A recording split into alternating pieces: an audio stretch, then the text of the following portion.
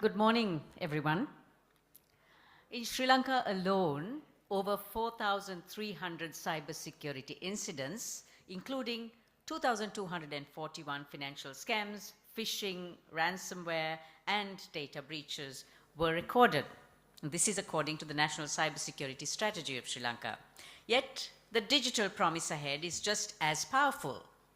The government aims to unlock a 15 billion US dollars in digital economic value by 2030. So as Sri Lanka accelerates its digital transformation and moves towards the whole of government digitalization, protecting citizen data, public services, and digital infrastructure by design, not after the fact, becomes critical.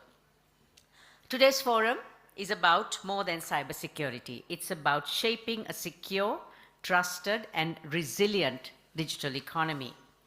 So together with leading experts, policymakers, and partners, today we'll be exploring best practices and innovative solutions that can turn risks into opportunities.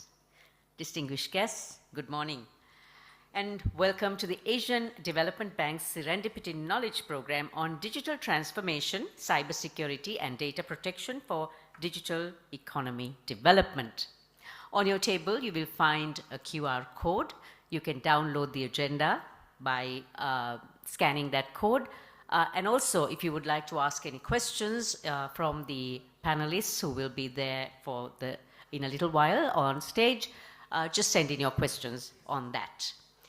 So to begin, to make the welcome remarks, I would like to invite the Director General, Sectors Department 2 of the Asian Development Bank, Ms. F. Cleo Kawawaki.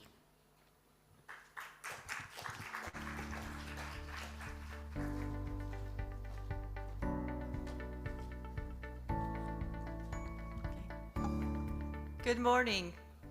It's very nice to see everyone today. We were told that there might be some delays, but I see a lot of excited faces, so we'll go straight ahead. Well, maybe if I may make an aside. This morning, I woke up with a phishing email telling me that my app had been accessed from somewhere else and that I should press on this one button to go into and fix it. We all know what that means, right? It means that if I press that, then it goes and steals all my details. So, as was mentioned, I mean, cybersecurity threatens every single one of us. And all of the efforts that's been made and all of the promises of digital economy can be undone with one person not watching out and pressing that button. So it is not just a policy issue, it's not just an institutional issue, but it's a whole of society issue.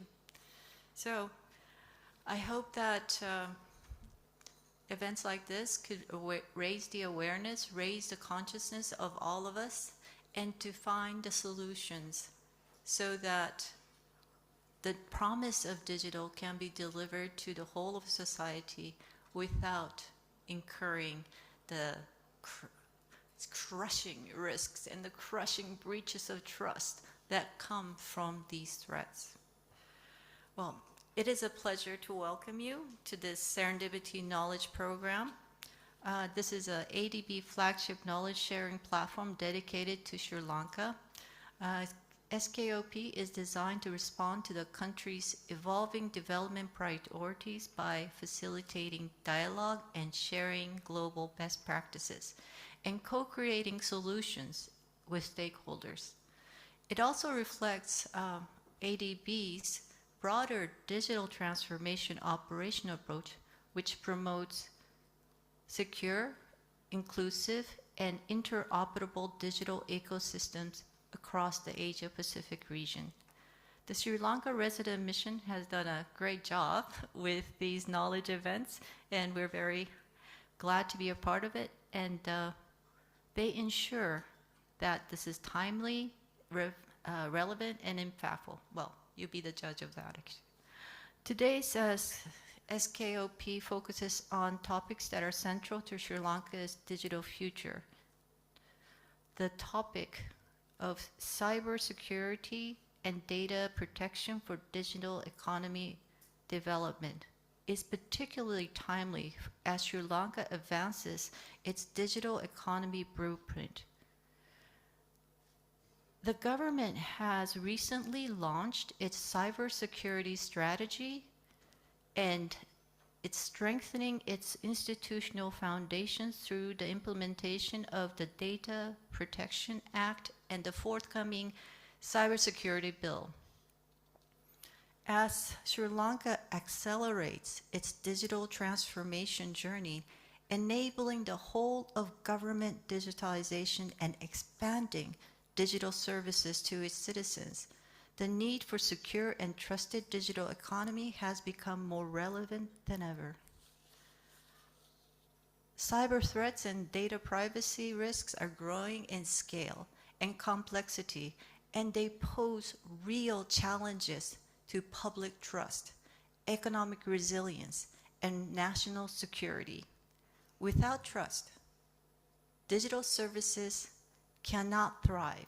Without security, the benefits of digitalization risks being undermined. That's why cybersecurity and data protection must be embedded by design and by default into the country's digital economy, all of its initiatives. This goes beyond, as I was saying, just a technical issue. It's a foundational governance, policy, and capacity building issue. And it requires the whole of society response. Asian Development Bank is proud to be a partner in this journey. We are supporting the government of Sri Lanka in its strengthening of cybersecurity and data protection governance framework, establishing the institutional needed to lead these efforts, and building the capacity across government to respond effectively to emerging threats, reinforcing and advancing the work already done in this area.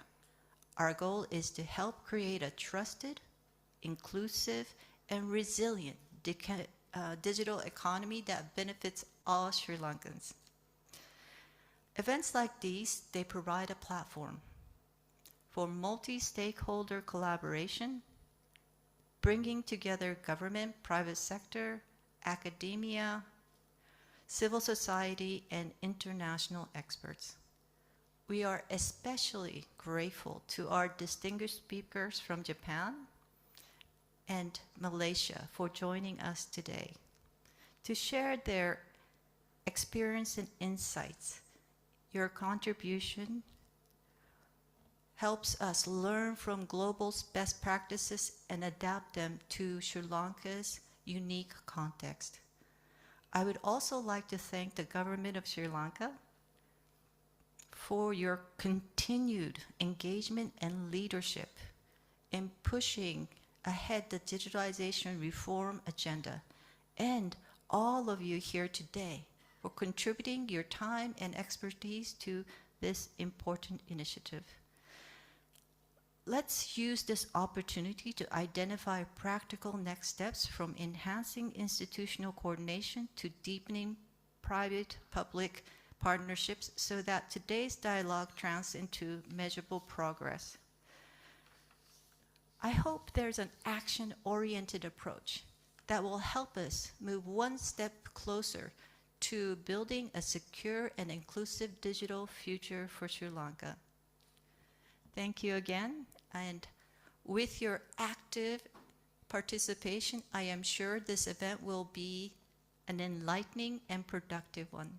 Thank you so much.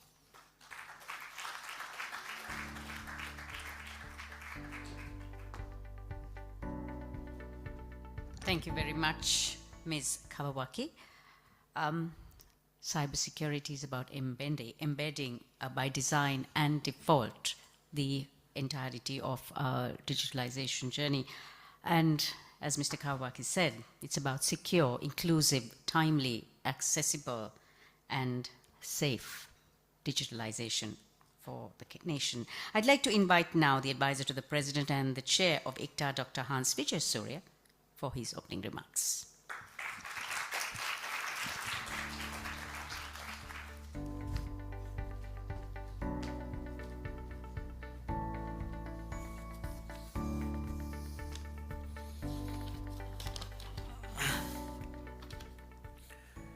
Mr. Takafumi Kadano, Country Director, Asian Development Bank, Ms. Cleo Kawawaki, Director General of ADB on the digital space, Secretary to the Ministry of Digital Economy, Mr. Varuna Dhanapala, Ms. Yuki Naruzi, Director, Office of the Director General of Cybersecurity, Ministry of Internal Affairs and Communications, Government of Japan, and Ms. Sharifa Rasida, Commissioner of Personal Data Protection, Department of Personal Data Protection, Ministry of Digital Malaysia, who I believe is joining us online. Distinguished delegates, ladies and gentlemen, very good morning and Aiboan. I think it gives me great pleasure and it's a privilege to be here this morning to share a few thoughts and remarks on behalf of the government of Sri Lanka on the occasion of this SKOP workshop. So first of all, I need to emphasize that for Sri Lanka, digital transformation and digital economy acceleration is one of the three pillars adopted by His Excellency the President in transforming and rejuvenating the economy of Sri Lanka. So from a national perspective, our objective is to use digital transformation in a whole of economy perspective, going beyond whole of government, whole of economy perspective in order to achieve an uplift of 2 or 3 points in the GDP growth rate of the country. Therefore, the centrality of digitization as well as digital transformation in Sri Lanka's national development agenda. And these translate to targets, and these targets reflect commitment. The targets are principally to grow the digital economy of Sri Lanka by 5 times in the next 4 years, from $3 billion approximately to $15 billion.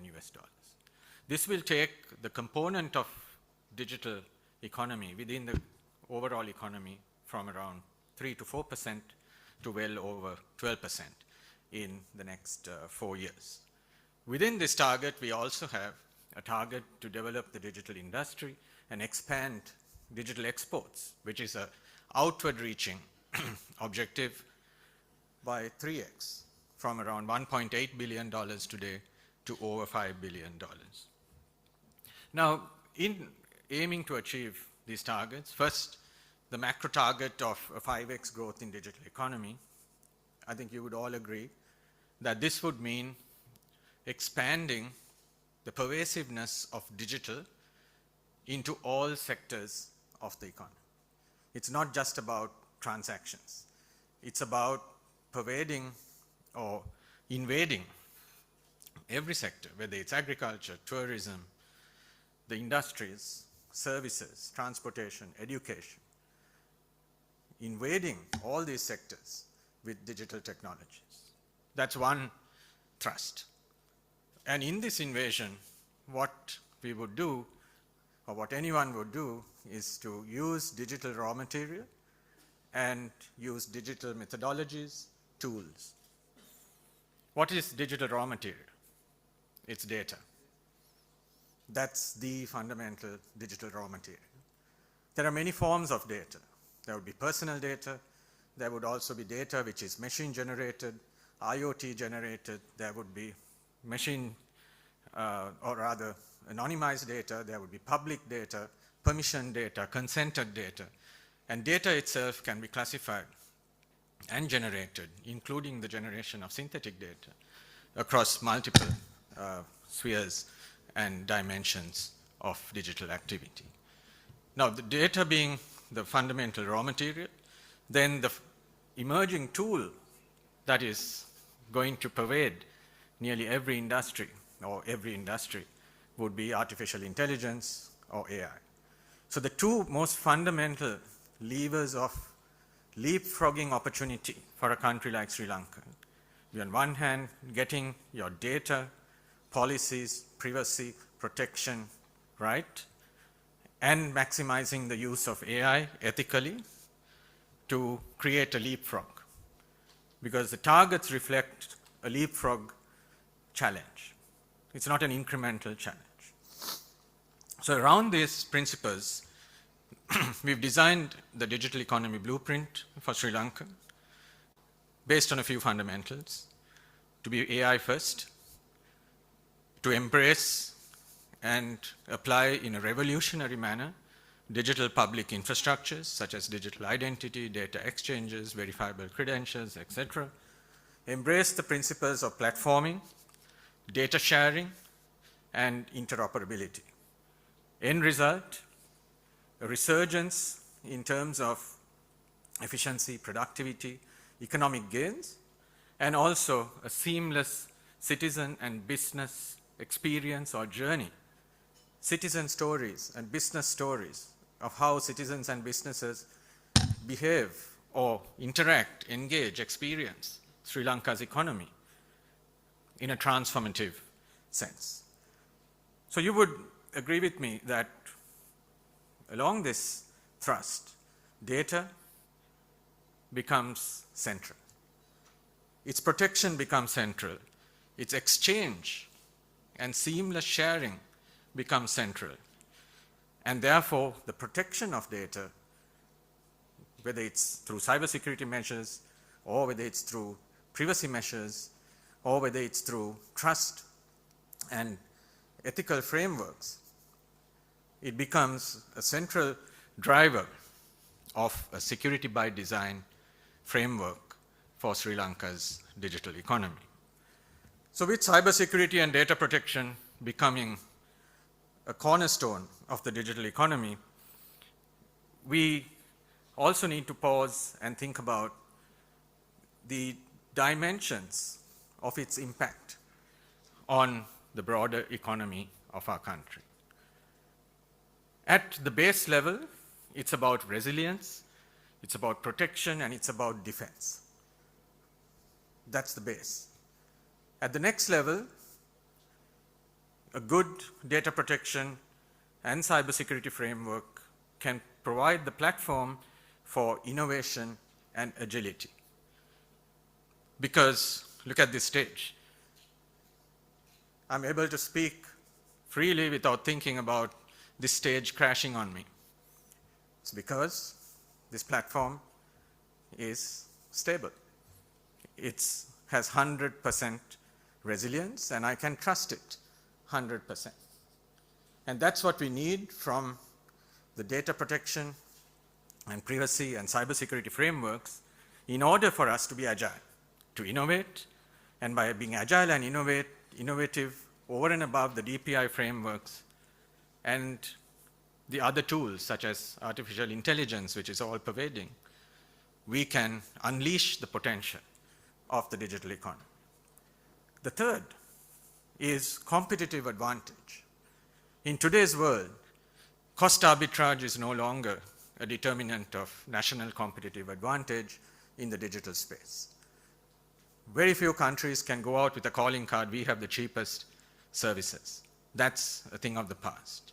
But you can go out with a calling card that we have the most agile innovation backed by a world-class privacy trust framework delivered through cybersecurity, through privacy technologies as well as privacy regulation, and also the governance of data across the economy. And thereby, I think Sri Lanka has talent, which is second to none, and by developing a trust framework which is firmly our competitive advantage, unique selling proposition in this region, we bring in the third dimension of using these frameworks to create competitive advantage for Sri Lanka. Now, getting there is going to be a multidimensional and multi-stakeholder effort. Fundamentally, we need to address policy reform, and we have come a very long way in this.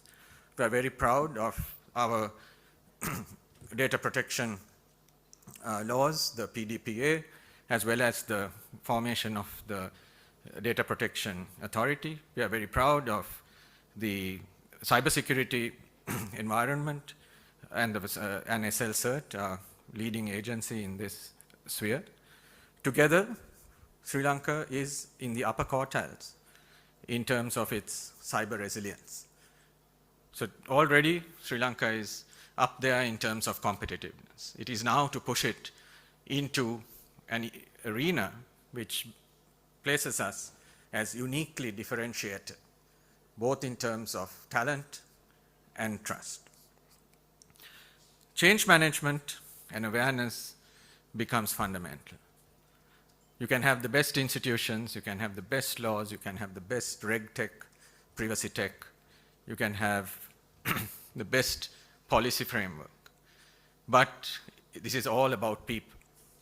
It's about the citizens, it's about businesses, it's about each and every one of us who play some part in building this unique competitive advantage for Sri Lanka. And therefore, I guess it is more and more important that forums like this bring stakeholders together.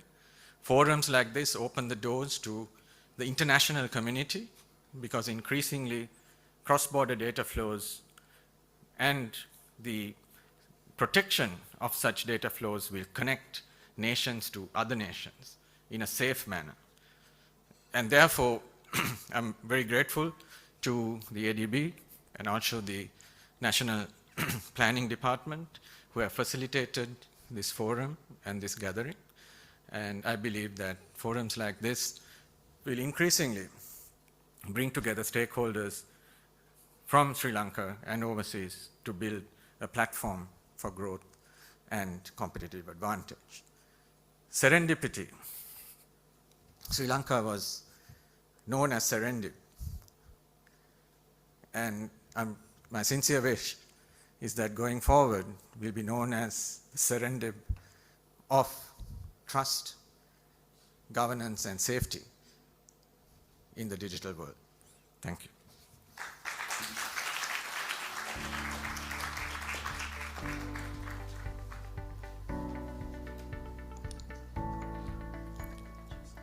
The serendipity of trust, governance, and safety. It's a dream to look forward to, maybe a vision that definitely can be accomplished. Thank you very much to Dr. Hans. Ladies and gentlemen, we now move to session 1, which is National Cybersecurity Framework for Resilient Digital Transformation. Please note that there is a QR code on your tables. If you do like to ask any questions, please scan the QR code and input your questions so that the moderator can take a look at it, and given the time span, we could put those together and ask the panelists. Our keynote speaker, to introduce our keynote speaker, I would like to invite the moderator, Masatake Yamamichi of the ADB, to do the honors.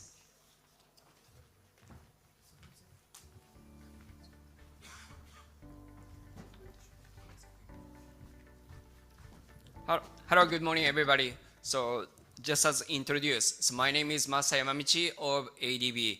So I work for the ADB for 3 years. So my responsibility lies in cybersecurity agenda and also data protection agenda. So I'm honored to be a moderator for session 1, National Cybersecurity Framework for Resilient Digital Transformation. This session consists of 3 parts. First one is presentation on Japanese government experience. The second part is a panel discussion. And then third part is a Q&A session. So let me introduce Ms. Yuki Naruse, Director, Office of Director General for Cybersecurity, Ministry of Internal Affairs and Communication, Government of Japan. So she's going to make a presentation on Japanese government experience. So she's discussing cybersecurity, the landscape, and also government Japan's response. She also introduces her ministry's response in this agenda. So floor is yours. Please join me welcoming Yuki. Thank you.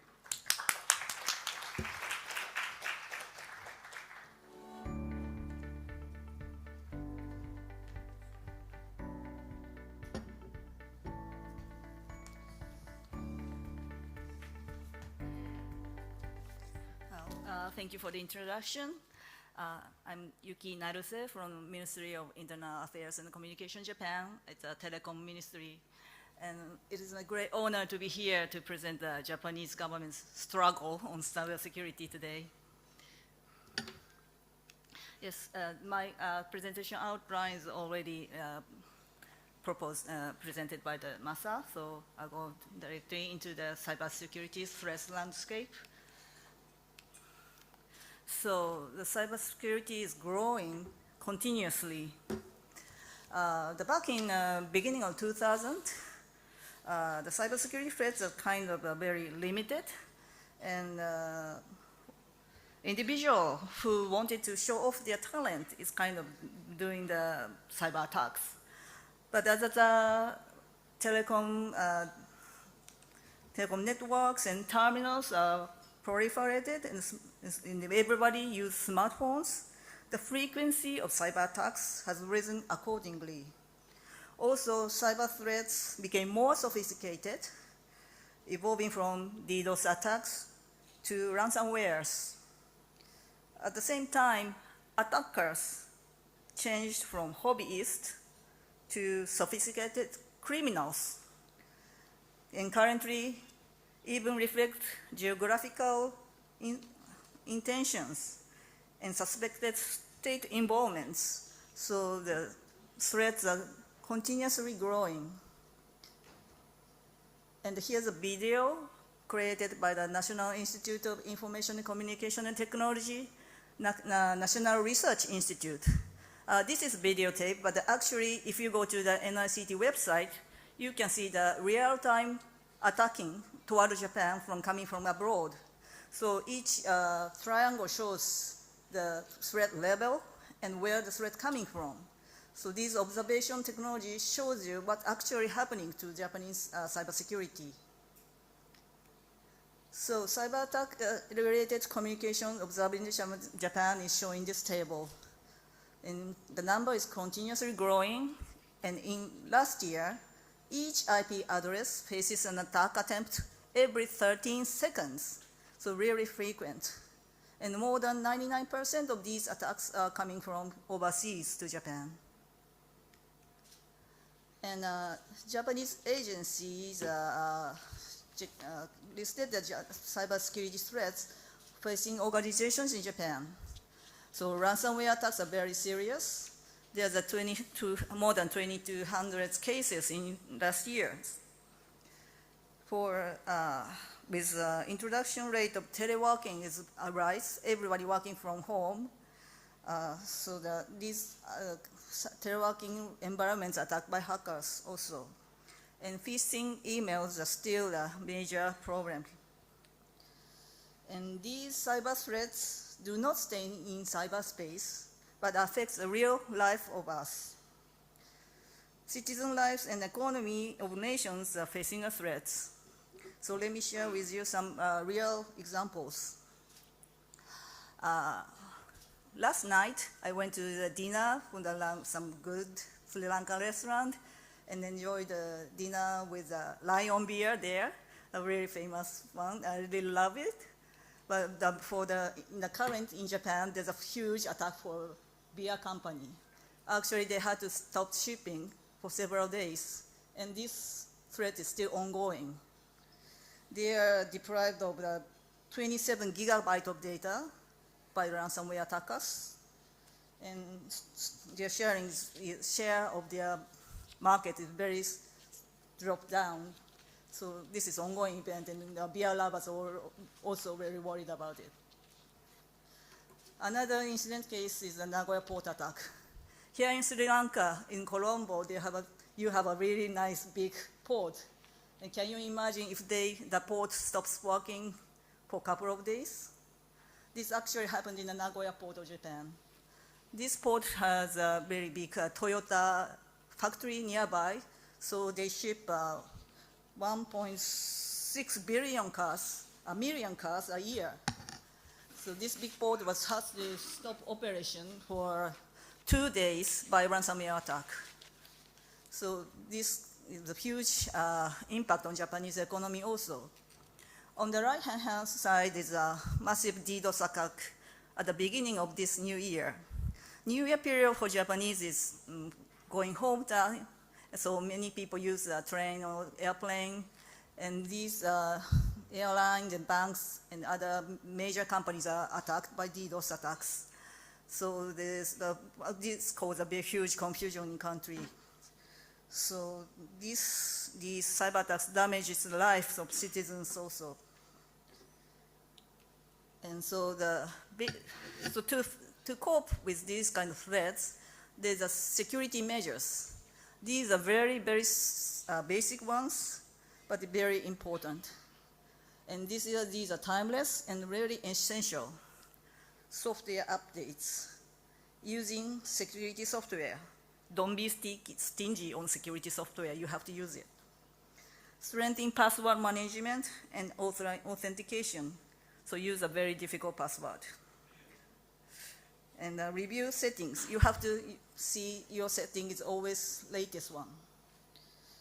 And you have to understand threats and attack methods. You have to know the enemy to encounter them.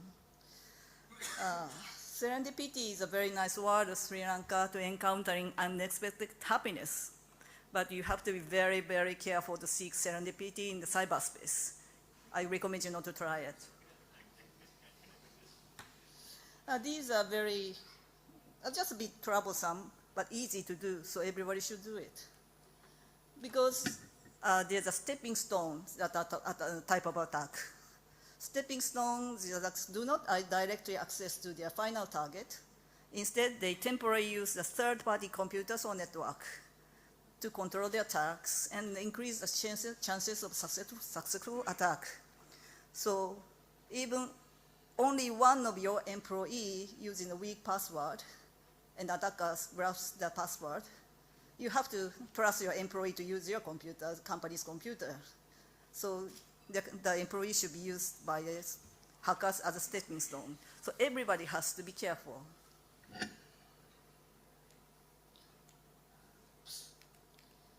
So next, I would like to introduce some Japanese experience, government's response to these threats. Government's response policies to cybersecurity threats also evolved as security threats evolves. In the beginning of this millennium, IT Basic Law enacted in 2000. And this set some fundamental principles of security, but only a limited number of articles that directly mention cybersecurity. And the first basic plan for information security established in 2006. And subsequently, as targeted attacks become increasingly sophisticated, Japan continued to strengthen its cybersecurity policies. These efforts culminated in the determined enhancement of Basic Act on Cybersecurity in 2014. This is the first Japanese law explicitly mentioned cybersecurity. This act laid a foundation for Japanese security policy and established the Cybersecurity Strategy Headquarters. It's a cabinet-level body responsible for coordinating nationwide cybersecurity strategy. To even strengthen the targeted responses capabilities further, just this year, July, the Act of Enhancement of Cyber Response Capabilities was enacted. The Japanese government is currently working hard for its enforcement. So we are ready for enforcing this within this year. Also, the Basic Act on Cybersecurity requires to form the government national cybersecurity strategy. The first strategy was established in 2015, and we continuously revise the strategies to cope with the evolving threats. In response to the recently enacted legislation, the new cybersecurity strategy is currently under development and will be finalized within this year. This new strategy targets to preventing and detecting escalating cyber threats and to strengthen cybersecurity across society through multi-stakeholder collaboration, also focusing on building an ecosystem that cultivates human resources and services. So then I would like to introduce the Japanese government-wide framework for cybersecurity. So this is a Japanese vision for cybersecurity cyberspace strategy and approach. And we have 5 fundamental principles. Firstly, ensuring the free flow of information. This is the most fundamental value for us for the viewpoint of democracy. It is a very fundamental value for us.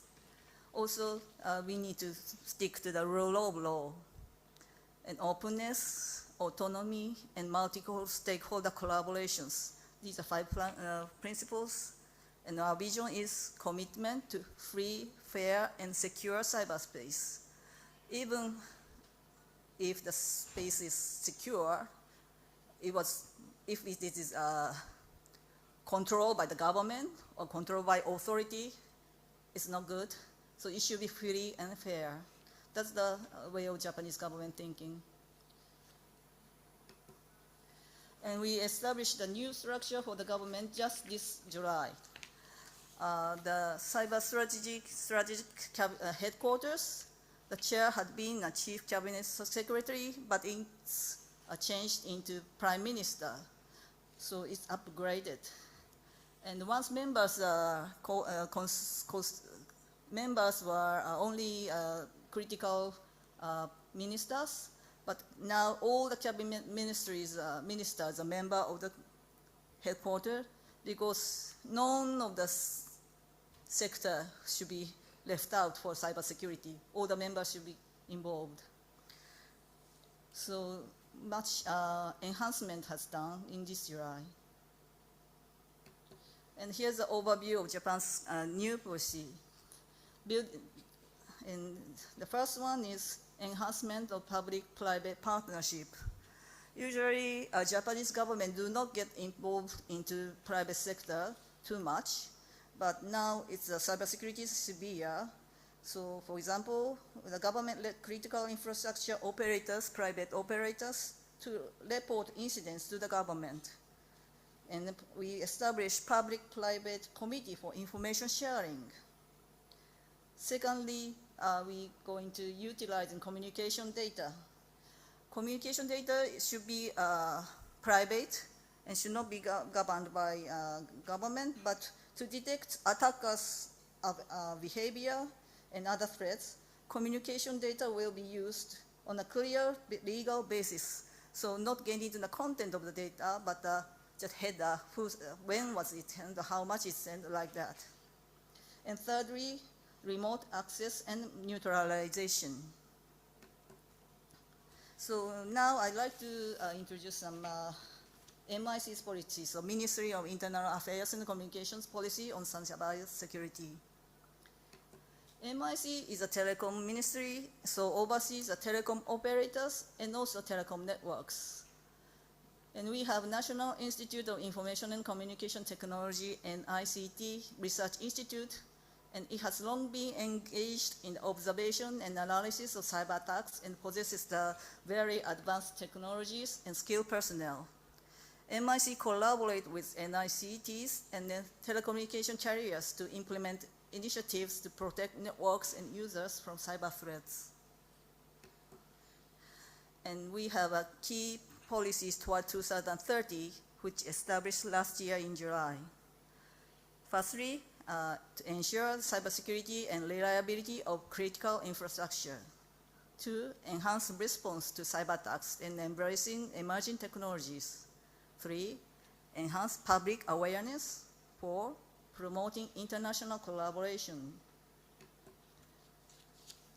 And IoT is a very, to ensuring cybersecurity and reliability IoT is very important.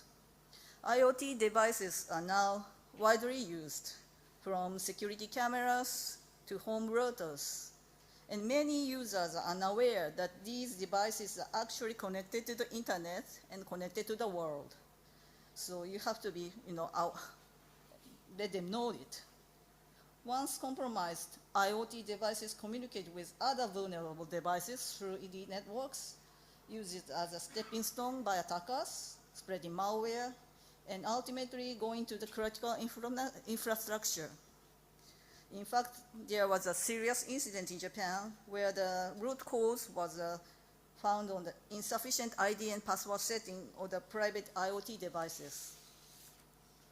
One of the key policy responses has been the introduction of regulatory security requirements for IoT devices, including requirements for access control by passwords and firmware update capabilities.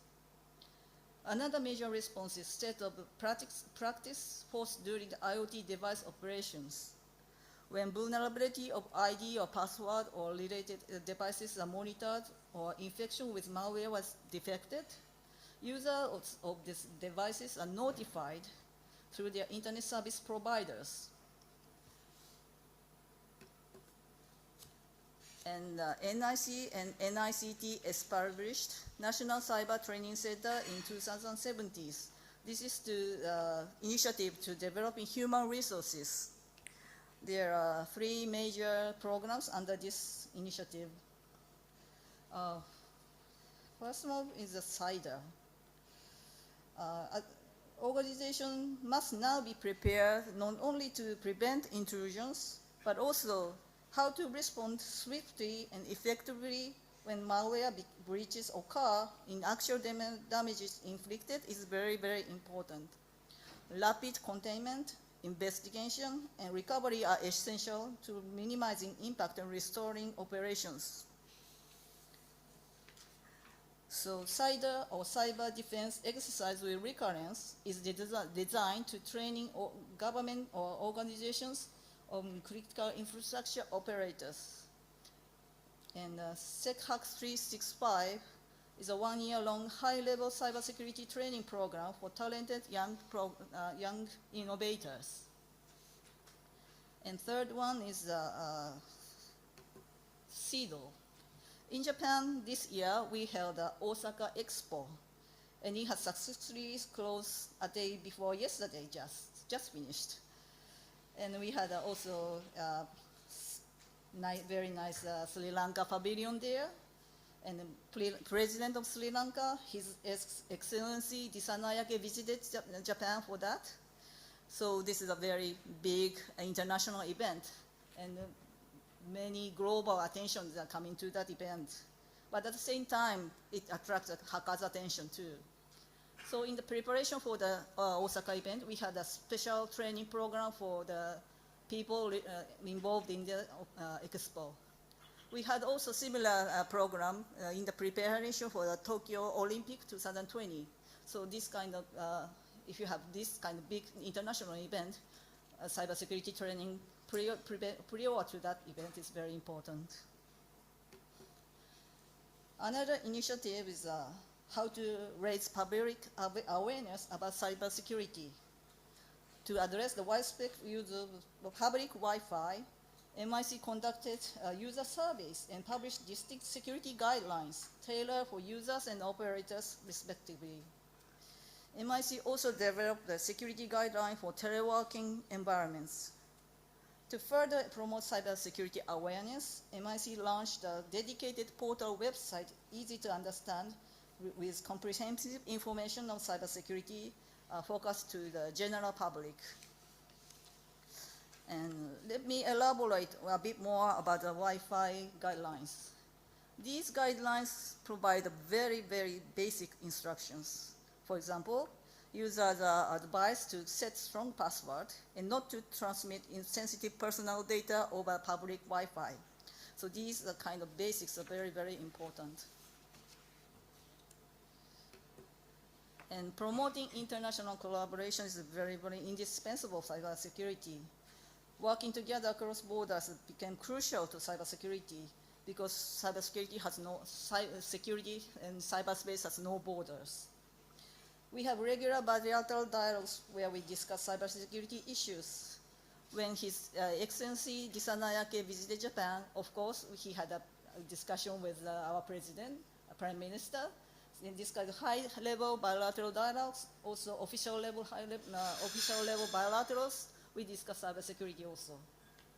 And also, we have various multilateral frameworks, such as OECD and G7, and these have dedicated cybersecurity groups within. And now for international organizations, MIC is an active member of ITU and APT, contributing to their standardization and cooperation activities. And I know Sri Lanka is an active member of both of them also. So we have various initiatives we had to take in for cybersecurity. We look forward to deepening our collaboration and contributing the security of the global telecommunication network. Thank you very much for your attention.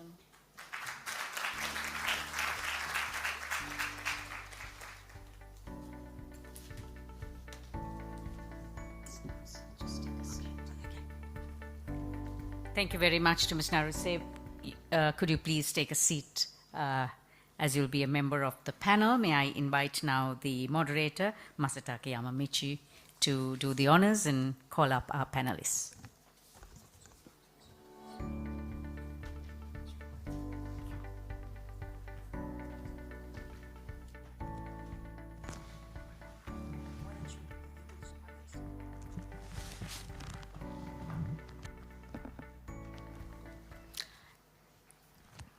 I will introduce the panelists. May I request you all to come up as we call your name.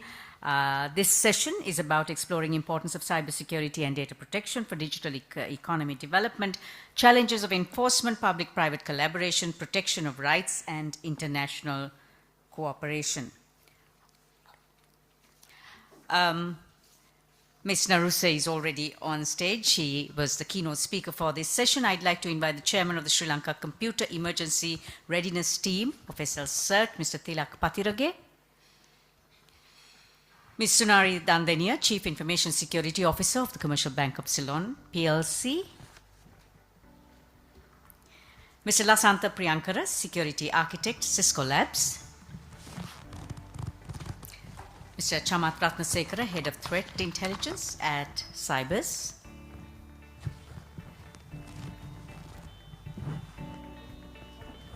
And over to you, Mr. Moderator. So thank you so much for Yuki for wonderful presentation. This creates a very good momentum for this wonderful panel discussion. For the next 30 minutes, we will have a good panel discussion on cybersecurity. So we have top-notch cybersecurity specialists here. We have a very good combination, the representative from public sector and also private sector. So thank you for coming to this event. So the first question is, cybersecurity tends to be just regarded as a cost increasing factors, although it is a very important agenda. So question to Yuki and Tilak. So what should be the mechanism to motivate and also incentivize stakeholders to enhance the level of execution of cybersecurity measures? Thank you for the question. Of course, this is one of the challenging issue in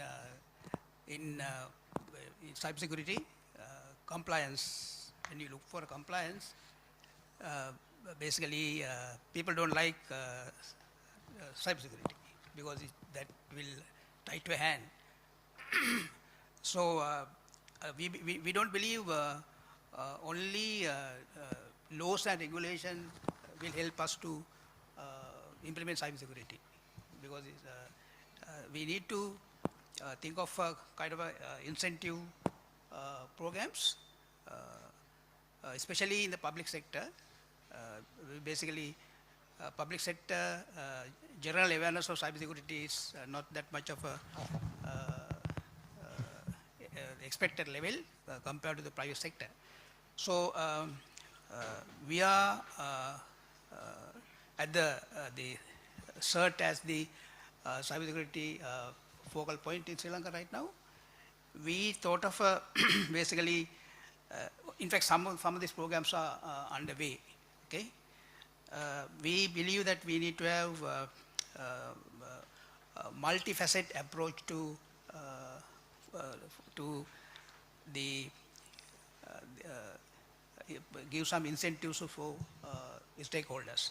Like for example, we believe that we need to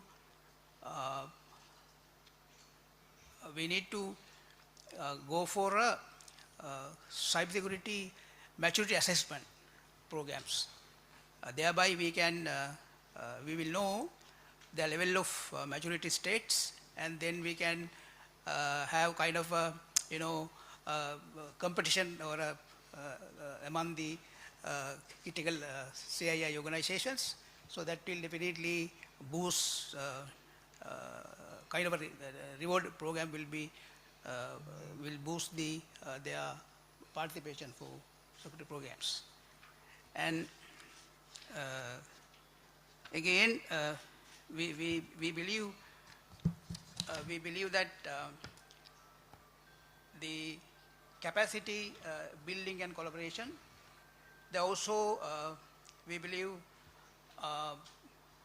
that top level of the organization, like say in private sector we call it the CIU, and in the government sector we call it the DG. So we need to bring them to a basically we need to have a discussion with them or create some awareness among those layers to basically encourage them the advantage and the positive side of the cybersecurity, because they are the at the end of the day these people are the one who are going to take the accountability of kind of if the failure occurs. Our previous discussion we knew that cybersecurity is going to, if we don't manage the cybersecurity risk, we will not be able to leverage the expectation of the digital transformation programs. And again, we need to, of course, we have been conducting some annual simulation and resilience drill. For coming years also, we have some plan to continue these programs. And again, promote joint training through, basically we have a knowledge hub in in the Sri Lanka CERT. So we invite all the public and private stakeholders to join with us in this knowledge hubs to share cybersecurity skills. And policy regulations, of course, we need to we wish to make some mandatory compliance requirement for critical CIIs and the DPIs, like say the SLUDI projects, National Data Exchange, kind of a DPIs, they need to get some standard certification on compliance. These are the central element of DPI. So we need to have kind of a, we are planning to have kind of a national digital trust certification body, so that through that we can do that assessment and give them a certificate. That again can be a competition among the critical CII. We have 37 critical CIIs. So likewise, we can encourage them to get themselves certified and comply with these security standards. And again, we believe cybersecurity in the cultural perspective. We are in Sri Lanka CERT as also we are transforming the cybersecurity into national cybersecurity is a national service. So in the long term, we are going to transform cybersecurity into national and it should be a right of the citizens. So that's our way forward, the cultural perspective. Because cybersecurity will be everybody's job. Thank you. Thank you. Generally, cost for cyber security is easy to understand. If you buy security soft, you have to pay. If you type in the long password, it's troublesome. Everyone understands it. But how about cyber security risk? Once attacked, cost. So in my presentation, I presented actual cases, and the cost outweighs imagination. So let people know, so raise awareness, the real cost of cyber threats. That is very important, I guess. Thank you very much. So the question to Shamas, Lasa, and Sunari.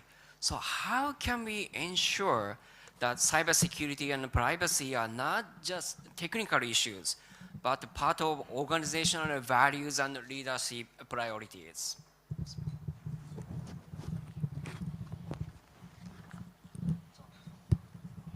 Okay, thank you for that question. So I think, as the lady mentioned, generally cybersecurity is seen as IT's unwanted child, something expensive, mostly occasionally useful, and mostly looked upon if there's a problem. So I think this mindset needs to shift. And I think this cybersecurity needs to shift from the server room to the boardroom, as most organizations have been doing. And also it should be more than just a line item in the budget. It has to be embedded into the corporate culture. Easier said than done, of course. So I think the first thing is to make sure, as always, that the tone is set at the top. It has to be a board-level responsibility. I know you always say that cybersecurity is everybody's responsibility. Yes, anyone who has access to data has a responsibility, but I think it has to be board-level accountability, and the tone has to be set there. And again, not just to approve the policies, not just to approve budget, but actively involved. I think in terms of that, Sri Lanka, especially on the finance sector, central bank has been doing good work, like making it a board responsibility, even to the extent of even technical matters like deciding on the encryption levels, deciding on the hosting partners. The board is expected to get involved at that level. So when you get involved at that level, it sets the tone at the top. I think that's very important.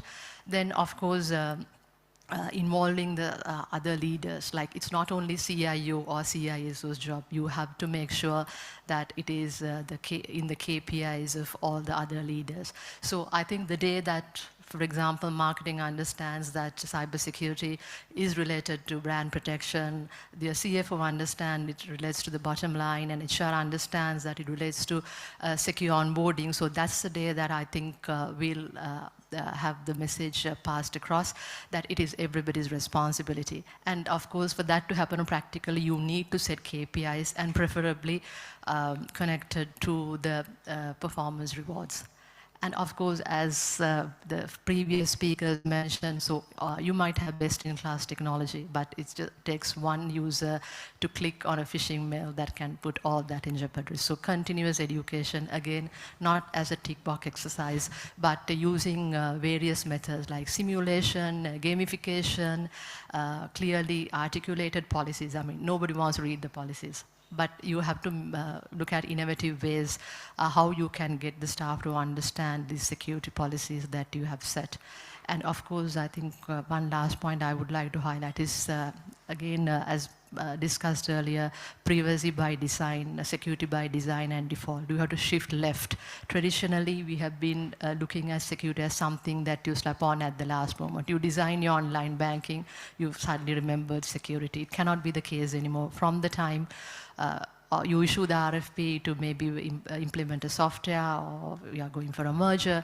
So it has to shift left, and it has to be end-to-end involved in the processes. So I think these are a few things that from a private sector point of view. paraphrasing Ms. Kawawaki, security is a society problem. We are trying to address it as a technical problem. So if I ask the audience, why would you put on a helmet when you are getting into a motorcycle? Well, obvious answer I would get is to protect yourself. But if I ask the Sri Lankan crowd, really? And you would think to yourself, no, we are not putting the helmet to protect ourselves. We are doing that so we could avoid the cop and getting fined. That's the incentive behind it. So rather than trying to address the security as a technical problem, we need to understand the way we are thinking about the problems and the human solutions to it. If you go out in the market, all the vendors would tell you, okay, we can fix your problem. It's going to cost you this much. And can all those solutions fit in together? And most importantly, does that set of solution fix the problem you have? So before we go into answering the question, we need to understand the question correctly. Security is a human problem. We need to understand what are the behaviors and habits of the human we are trying to fix it for, and we should start it from there. Thank you. Yeah, thank you. So I think before I give my views on it, I'll give you a recent example on how this is a more of a, not really a, I guess, a technical or a IT team problem. So we are doing a lot of research around in threats, what's going around and intelligence. So there was a pretty interesting Reddit feed that we came across. It's a couple of Sri Lankan boys chatting. They're actually working guys. These guys are chatting around company policies and all in Reddit. So one of them said, hey, I got out some of the confidential documents. And the other guy was saying that, yeah, I did that back in this day. So it went there. So the problem here is, do the people who are actually working with the data, are they aware of what are they doing really? So even I guess most of the companies, they have well-built policies, and even the boards, they discuss this as a major topic. But are we really looking at the ground level staff who are really working with these data and understanding whether they are understanding what is happening if they do some mishap? It's a simple thing that you share data outside, but from that point onwards, there's no control to it.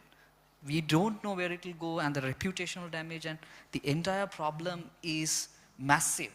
So I guess in terms of how do we make this more as a culture rather than making it a topic in a kind of a, let's say, I know we have a lot of security first trainings, simulations, but we have team members who, when we were the junior team members who said, hey, another phishing simulation today. So they don't know exactly why they are getting a simulation. So I guess stepping down into the actual layers that works with data, understanding their perspectives of why they're working like that, I get that will be one of the major starting points that you can actually work on and fixing this problem rather than going into one individual place saying, hey, you guys are the owners. Yeah, thanks. Thank you so much. So to summarize the discussion, so this, the cybersecurity is not just a cost of purchase of software or hardware or whatever. This is actually the risk, the huge risk aftermath. So actually the cost can be potentially gigantic.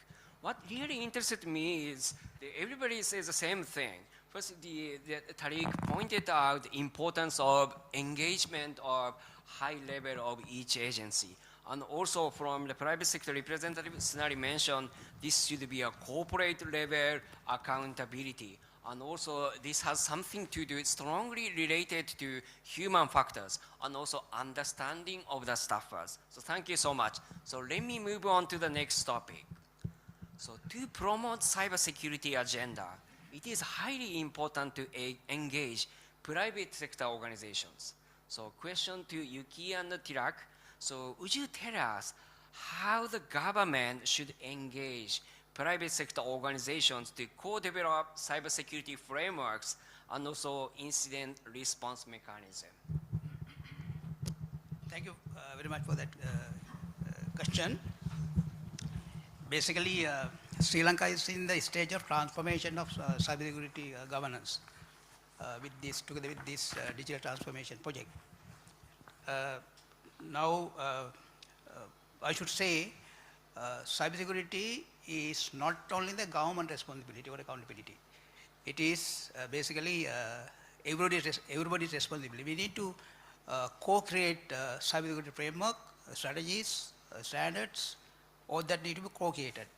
Especially that is important, very important, because I have seen previous speakers categorically, repeatedly mention trust. Trust is the fundamental theme of digitalization transformation. So, in order to create the trust, we need to work, co-create this trust framework.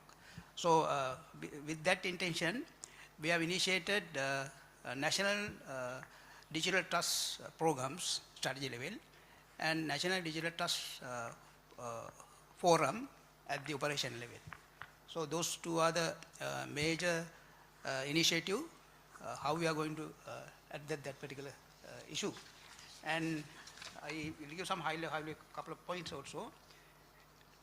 This forum will basically, we will invite or we will create sectoral groups like say banking, telcos, academias. We will engage them into these forums so that we can liaise with them to co-create these framework and standards. Again, development of cybersecurity framework development is a very important thing, because people should know what the government is doing. Generally, people don't trust the government. That's a national, international experience. But we should work together with the public to earn the trust before we lose the trust. So that's a fundamental thing that I have to share with you. And again, coming back to incident response, we are planning to have a joint incident response task force. So right now, we have one sector cert, but we are going to have an additional 2 sectoral cert, and then we are planning to have joint incident response task force. Again, we want to threat intelligence sharing. Also, we have launched recently National Cybersecurity Operations Center. We are planning to get more national private sector SOC also to get connected to the national SOC, so that we can have a very comprehensive level of threat analysis through our national SOC center. And we believe that that will give rise to a major action that we can predictably prevent cyber threats. Policy alignment has also basically by having with all this plan, we believe we will be able to keep some hopes on trusted, inclusive, and resilient digital transformation. Thank you. Yes.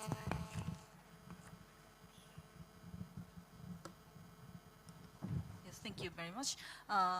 Yes, public-private partnership is quite important. Actually, cyber hacking damage at the cybersecurity is kind of information you don't want to share. It's a kind of shame and reputation damage by that. So it requires a very high trust with each other to share that kind of information. But sharing those information is very important to prevent a further attack or similar attack. So the trust is very important. So build a public-private partnership and trust among each other. We established a committee, so actually get together and discuss. Discussion of really basic way of building trust is very important on the cybersecurity also. Thank you. Thank you so much. So question to Shamas, Lhasa, and Sunari. What is the role the private sector can play in supporting and shaping these approaches?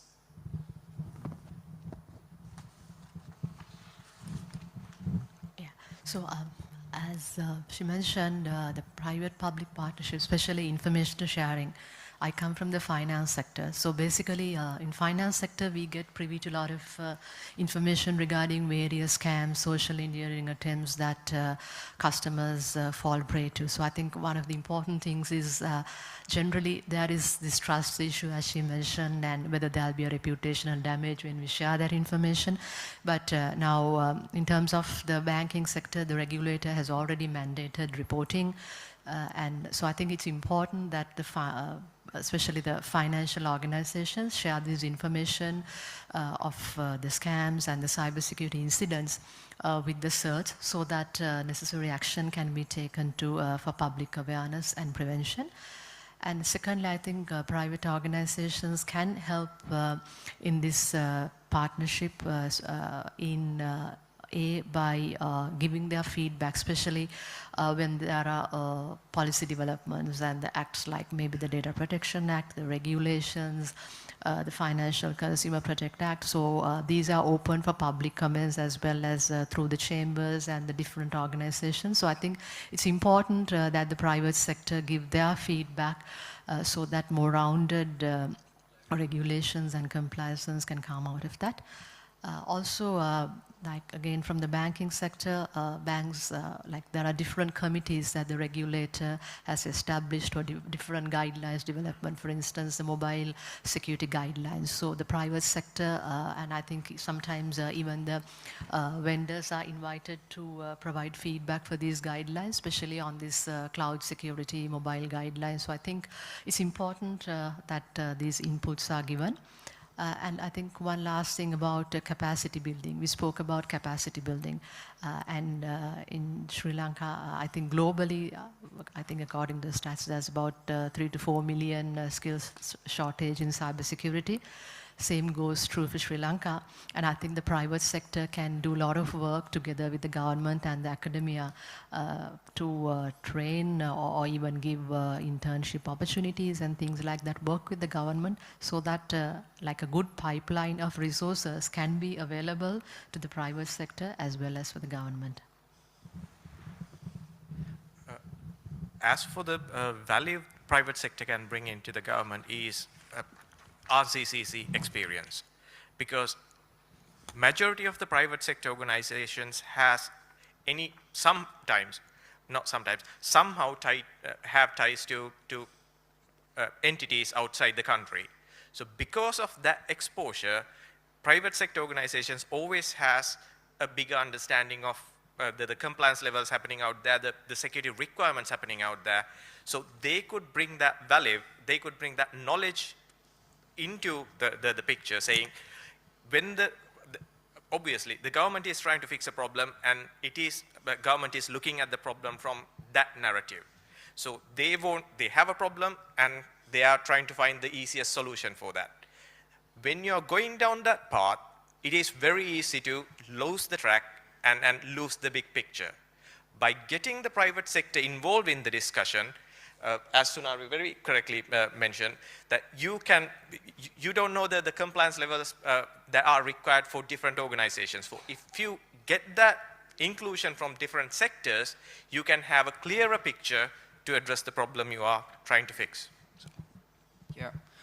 So I think involving private sectors to the conversation is the key point here. So when we talk about most of the private sector organizations in Sri Lanka, especially software and IT industries, they are global companies. They are not specially localized into Sri Lanka. So they get exposed into all different types of regulations and guidelines, best practices all around the world. And the add-on piece is they get exposed to different cultures as well as different people factors. So when some policy or a procedure is implemented in a country like US, Europe, so we get firsthand to see like how people react to that. So getting that as a feedback here, I think that's one of the major things that a government can use in terms of developing their partnership and trust. And other most important thing is like technologies.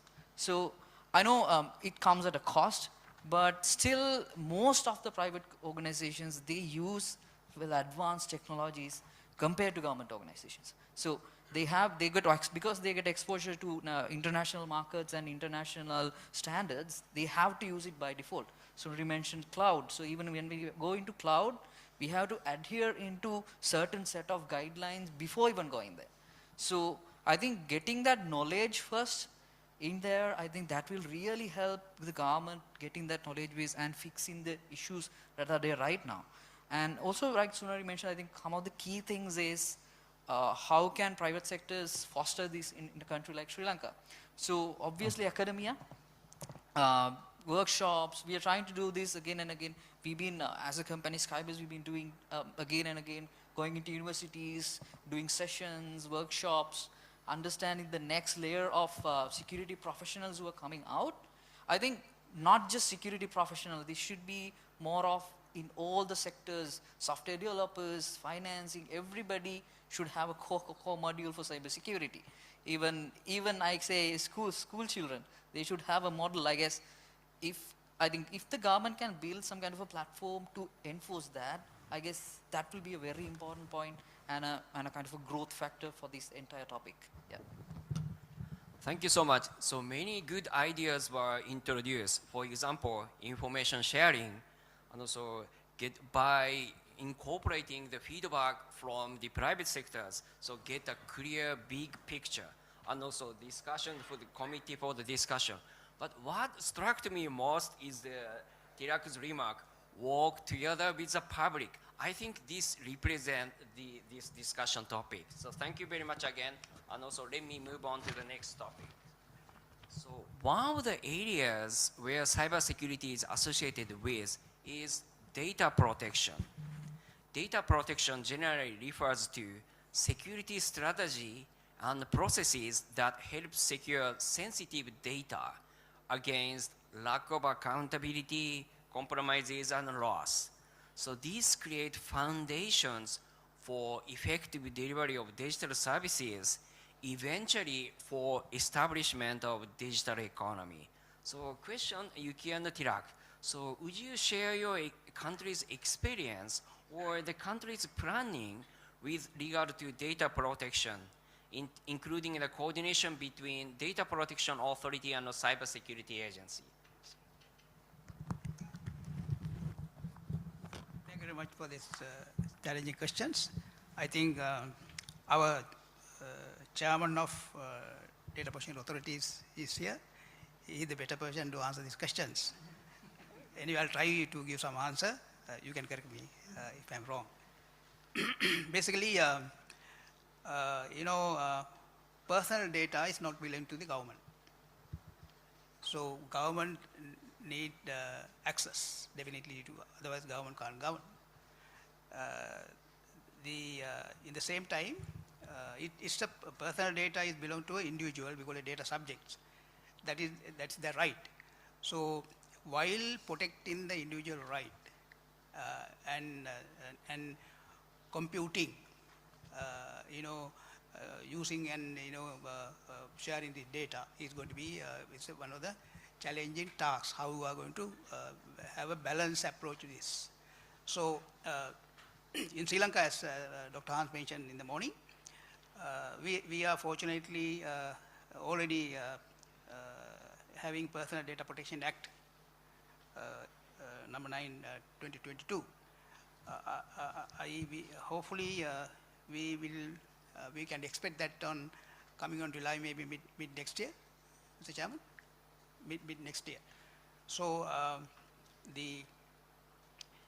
with that, basically individual right, lawful processing, accountability, and cross-border data transfer safeguard will be addressed. So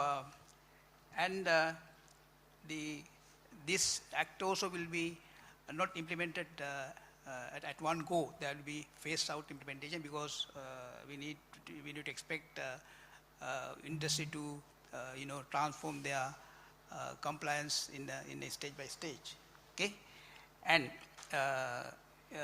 the together with the DPA Act, we are going to have data protection laws, authority and the laws, both comes together. And Sri Lanka CERT, in the cybersecurity perspective, data breach is always engaged is personal data. So we have a framework, or we are in the process of developing framework how to work with the data protection authority in addressing data breaches in a way that protecting individual rights and managing incidents in a proper way. Those things are on the way, and the other point, very important point, is that our national the digital economic blueprints, we are using National Data Exchange, SLUDI projects, and these data exchange, there are a huge amount of personal data being used. So we need to be very carefully address secure by privacy by design. On top of secure by design, we are very concerned about privacy by design also. These standards are being developed, and before they launch these SLUDI projects and DPI and the National Data Exchange, we want these organizations to certify their security standards. So that will ensure the compliance to the privacy and cybersecurity. Cybersecurity, as I said, lead to protection of personal information. That's what. So we need to be very careful in protecting personal data without violating privacy rights of the individuals. And basically, if you have gone through our national digital economic blueprints, there's a layer, foundational layer, digital trust and the governance. So this layer runs across the board of these various elements of the blueprints. So that means we need to think of basically a single cohesive trust architecture. We cannot forget any single element there in the blueprints. So we have in plan to address the single cohesive architecture in preserving privacy rights and protecting data. Thank you. Okay, data protection is not only protecting data from infringement, but make data usable. That is very key point for the data protection. So cybersecurity is a fundamental for the data protection. So goes hand in hand, I guess. Thank you. So the question to Shamans, Lhasa and Sunari. So would you tell us the private sector organization's effort in terms of data protection? Yeah, so I think especially again from the finance sector, there's a lot of work that has been done for data protection, because even before the Data Protection Act comes, especially for banks, customer trust and confidentiality are fiduciary duties of the banks to ensure the confidentiality of the customer data, as we are the custodians of public money. So I think a few things very quickly. I think financial sector, especially, fundamentally driven by regulations. It's very highly regulated. So I think most of the financial institutions have implemented, are aligning with the Data Protection Act, the central bank regulations on technology risk and cybersecurity. So I think that is the baseline that most of the finance institutions have put in place, and of course developing on top of it.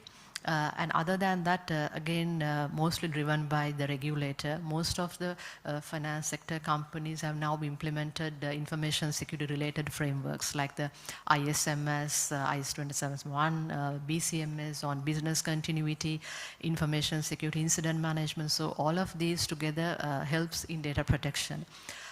Then other than that, of course, there are different, like what we call the defense-in-depth technologies that the banks and other institutions have put in place. Let it be data encryption, data loss prevention tools, then segmentation, these kinds of technical controls, as well as in terms of privacy and cybersecurity by design.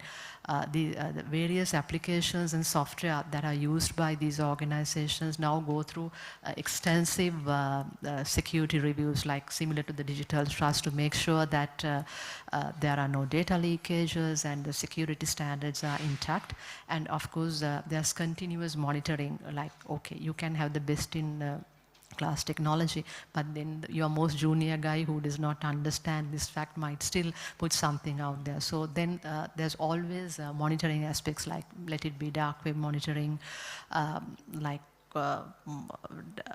attack safe is monitoring to make sure and to continuously monitor whether there are any data leakages.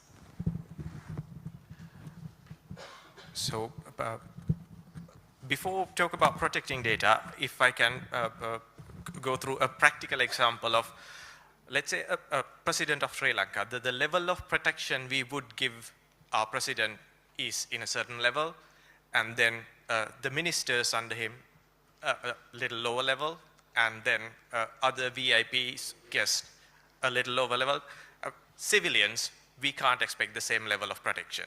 So you need to identify the criticality of the data you are trying to protect. First, you need to identify that and classify the data into the appropriate level, saying these are of this level of importance and these are of this level important, and so and so. Only after you have gone through that activity, you can effectively start protecting the data that you have in hand. Because if you start trying to give the same treatment to all the data you have, I don't think you will have enough resources to do that. And at one point, you are going to exceed the cost of protecting of the value of the data. So before we start protecting the data, it is very important to have it classified and start applying appropriate control objectives to the data based on the identified classification. Yeah, I think in the context of mostly, I think, technological, and where I'm coming from, a cybersecurity, pure cybersecurity background, some of the companies right now in private sector, they are talking about zero trust. So implementing zero trust is, I think, one of the core activities which most of the private sector organizations are going through right now. So which embeds privacy by design as well. So I guess with that being said, making sure, as Asantha said, making sure it's there and there are necessary, because when we are really speaking about the cybersecurity as a problem, there are different layers that we need to attend to. So yes, privacy is obviously one of the core problems, because sometimes even as cybersecurity professionals, we forget what we are really protecting. We held up with so many conversations, arguments, discussions. We actually forget that we are working towards one goal, to protect data. So I guess, again, implementing necessary frameworks, I guess, and guidelines. Most of the Sri Lankan companies have started doing this. They have the cybersecurity as a mindset has come into their boardrooms, so which is a good thing. I guess, I think, other than all the points were discussed, obviously, I think companies are really looking at the PDPA coming up, so how they are aligned properly in terms of data storage, transmission, and everything. So yeah, I think these were some important points. Okay, thank you so much. So this gives a very good picture that cybersecurity and data protection are closely associated with each other. So for the interest of time, so this should be our last question. So a question on critical infrastructure protection. I believe many of the people here are interested in this discussion topic. So question to all panelists. So how should government foster cross-sector collaboration for critical infrastructure protection, and also how the private sector organization should promote critical information critical infrastructure protection agenda? So would you please do quickly? Thank you so much. Thank you for the question. Basically, we have identified 37 or 40, almost 37 organizations as a critical infrastructure organization in Sri Lankan public sector.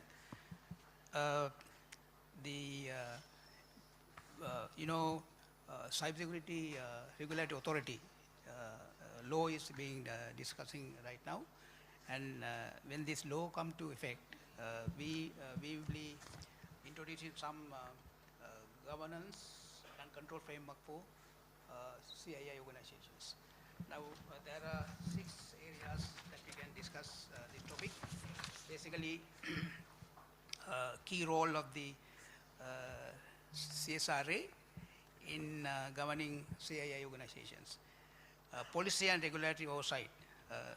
Set policy standards and compliance obligation under cybersecurity bill, because this organization is the enforcement to them to have policy compliance. And then the sectoral coordination. Basically, sectoral the certs, they are bound to collaborate together, right, by the law. Then the risk and threat management. OC National Cyber Threat Intelligence, risk management and early warning systems. Basically, National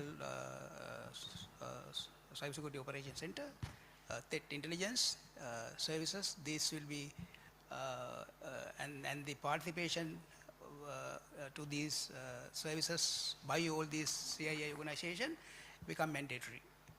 Their compliance to security policies become mandatory. Violation may be subject to some punishment.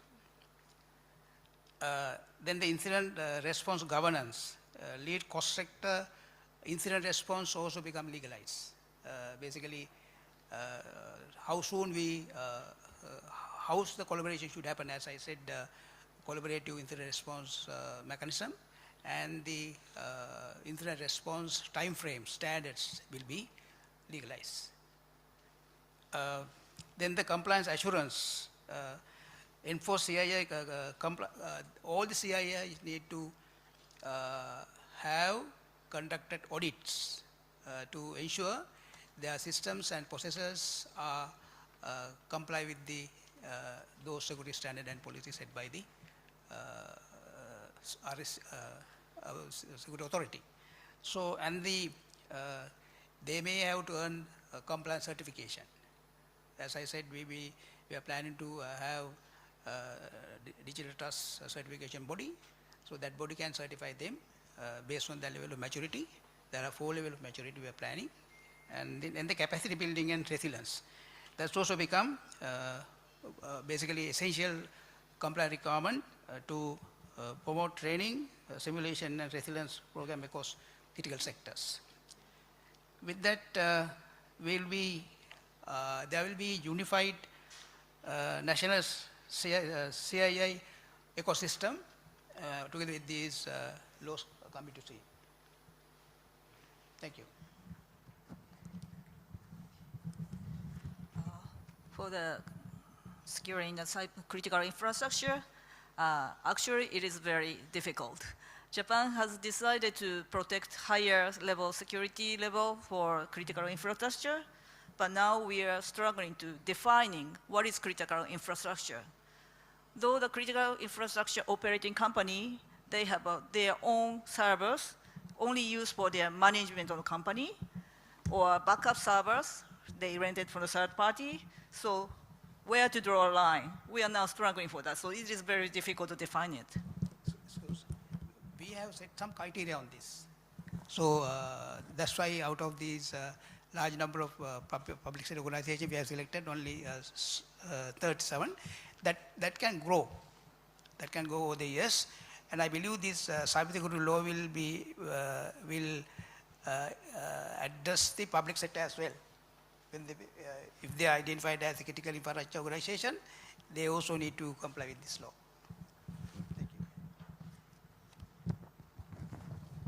If you want, critical, yes, critical infrastructure protection. You want to add something? Yeah. So I think, as Yuki said, one of the key things is what is actually critical. So if we are not properly defining what is critical and finding where's that actual layer is. So I think that's the major goal in terms of securing critical infrastructures. And I guess then next is once you at least discover what is critical, you can start somewhere. So then apply necessary control layers and then improving policies. Everything can be done, but I guess then the most important part is collaboration. And because these critical infrastructures are there in different sectors. There will be in health sector, defense sector, financial sectors. So, and to be honest, I think most of the Sri Lankan institutions, when we really go into their IT infrastructure, there are a lot of legacy systems, which is not really interoperable with what we have right now in terms of technologies. So how are we going to fix that issue? So that's why I think doing a proper analysis on where we are in terms of where the data resides and how, as Lasantha clearly said, like classifying the data properly. Where does the data reside? As a country, what is our critical data? And where this critical data resides and who are getting access to this? Then I think we can get a proper start, understand where they are heading and where all the data flows are there. And the final piece is, I guess, how does, as Tilak said, I think even there are private sector organizations who are working with the government, for example, giving their services, building, for example, passport services, and there are different other services, right? So how are they getting into this picture? So I guess those are some of the major challenges which I see in terms of, I think the part, as Yuki said, is what is critical. Thank you for your explanation. I think that's a very valid concern. Basically, we have done the preliminary assessment of classification of criticality of the organizations. These things will be basically we should dialogue through the trust forums, and then there's a buy-in for the public as well. So that's a very important point. And the initial work has been done, and basically based on the impact of the national security and the contribution to the national economy. And the size of the organization, the national economy, all that, these are the factors that we have basically considered based on the, and then we classify the information as well. But that's not the end of the session, end of the process. We always are willing to relook at them and the work with the industry to do the better framework. Thank you. Okay, thank you so much for the rich discussion. So actually, for myself, so it's a very good learning opportunity. So for the sake of time, let's move on to the Q&A sessions. We received a very interesting question. This is a question to Yuki. So while cyber defense and also education is critical, cyber breaches are inevitable. So what kind of breach response capabilities and laws to protect and assist the victims, especially for the individuals? That kind of mechanism are needed and so have been put in place in Japan. So that's one of the questions. Thank you. Actually, damage by cybersecurity, economical or physical damages are covered by the conventional law, mostly. So we don't need any new law to protect them. And so that's how it goes. And so, yeah, just. Okay, thank you so much. So next question is question to Sunari. So what factors should business organizations, especially small businesses, consider to make the trade-off between cybersecurity spend and also the impact? So it's a kind of balancing exercise. Yeah, I think that's always a tough one, right? To balance spending and security, also sometimes a convenience. I think I would go back to what Lasantha mentioned. So I think the main thing is first to, you cannot afford the same level of security to all your assets. That's a fundamental. So you need to identify your crown jewels. What are your crown jewels? And then classify what is most important for you, what is business critical. So I think that whatever cybersecurity controls that you put in place should start with a risk assessment and asset classification. So once you identify your risks, from that point onwards, then you can decide which level of controls are to be implemented to which assets. But then it's also important that you review this regularly. So most organizations, they do a risk assessment one time. They identify a set of controls and then go on with it. But then risks can change, new risks can be added, and some of your risks can go away because you have removed those business processes. So I think identifying the key jewels, risk-based approach is what you need to take. Thank you so much. This trade-off question is very interesting to me. So if other panelists can add some more, please do. Trade-off. So for example, the trade-off between the expenditure for cybersecurity measures and also the impact. So, yeah. It's very challenging questions, okay, and practical question as well. Basically, cybersecurity is not the afterthoughts. So we need to build that in the security from the inceptions. Cost of the security is the cost of business. It should be embedded into it. That's what that's why we have planned our digital economy blueprints with security built in, privacy by design, secure by design. All that are there in these blueprints, because our cost of not protecting system from the inceptions will be bigger than the money that we spend for the security systems.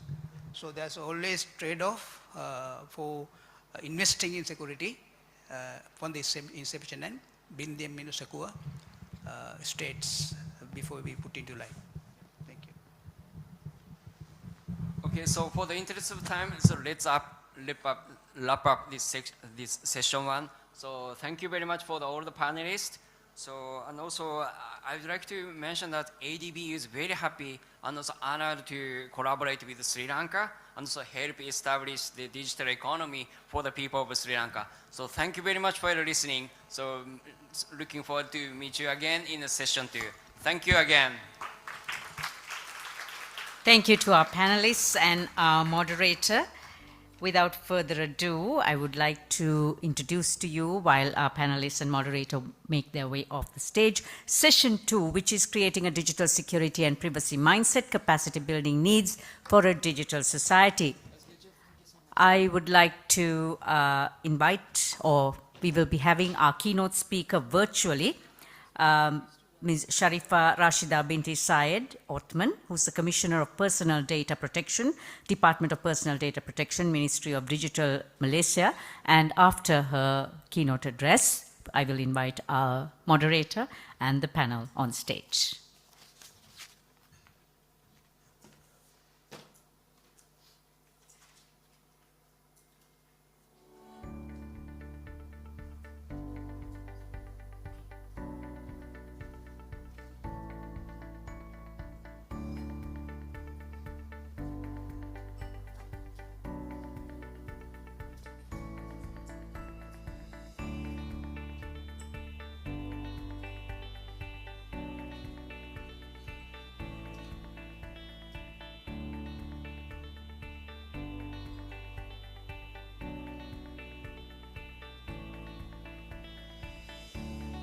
Good afternoon.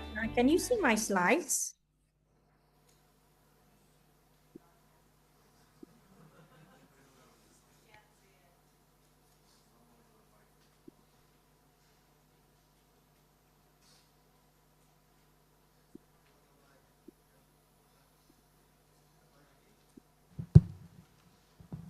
Hello, we cannot see your slides yet. Okay.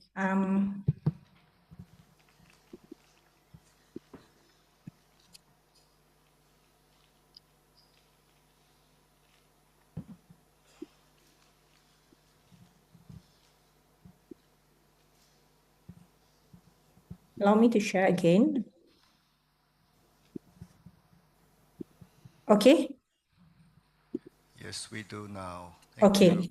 A very good afternoon to everyone. Thank you very much for the invitations. And I was told to keep it short and precise to allow for a more constructive discussion later. Thank you for the invitations. What I will share in the, I think, 10 minutes or so of my presentation is to tie to the topic that we will discuss earlier in terms of what are the Malaysian's government's experience in terms of creating a digital security and privacy mindset, and how capacity building needs for a digital society. And I have the opportunity to listen to towards the end of the conversation earlier from the earlier panel, which I think is super helpful for us to continue our conversation. For Malaysia, I would say that our as a developing country, the way we see cybersecurity and privacy or data protection is something that is not separate. It is one half to another. So where it complements each other. And as a developing country, we really need to ensure that cybersecurity, data protection, or privacy is being embedded at the earliest stage for us, so that we can actually ensure the elements of security by design, privacy by design. And again, as what the earlier speaker mentioned, is about security is not an afterthought. But whether we like it or not, we are the generation, and even the future generation are inheriting the internet as it is, and we already have people in terms of putting up security in the design and the things that move forward. But we also inherit legacy system that we also need to be protected. And one of the key elements in protection, whether it is privacy, whether it is personal data protection, or even whether it is cybersecurity, we really need to ensure the right risk assessment is being indicated and being put in. And it cannot be a one-time, because we know that we do not have all the resources in the world to protect everything in terms of monetary budget as well as people.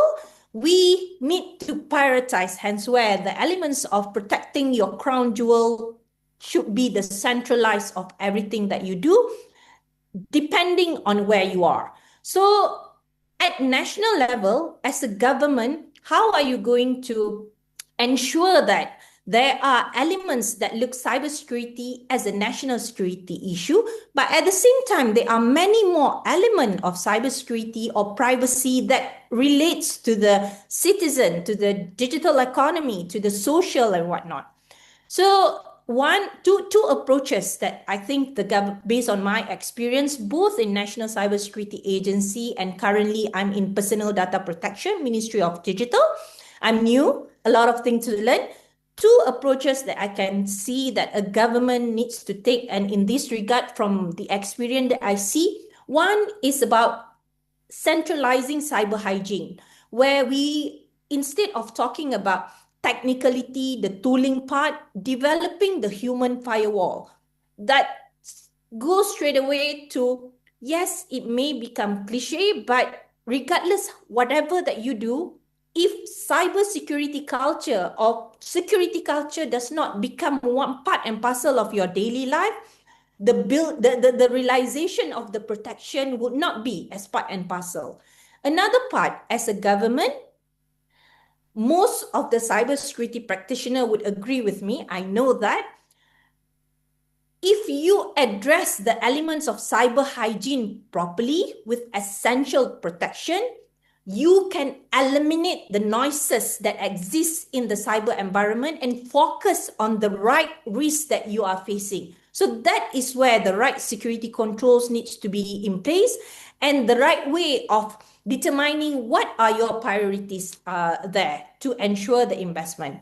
But it needs a lot of things if you are at the government level, because you are addressing the element of threat actor, not only as cyber criminals that straight away may have impact to the citizen, but we also at national level, if we look into the cybersecurity matter, there are elements of hacktivism, insider threat, cyber espionage, terrorists, as well as the elements of the state-related threat actor, where it becoming more and more complex in this world. So as a nation, I mean, regardless any nation, we need to determine as a government what are the problems that the government are addressing. And we know that in one government, there are different elements of ministries, departments that look into a different matter.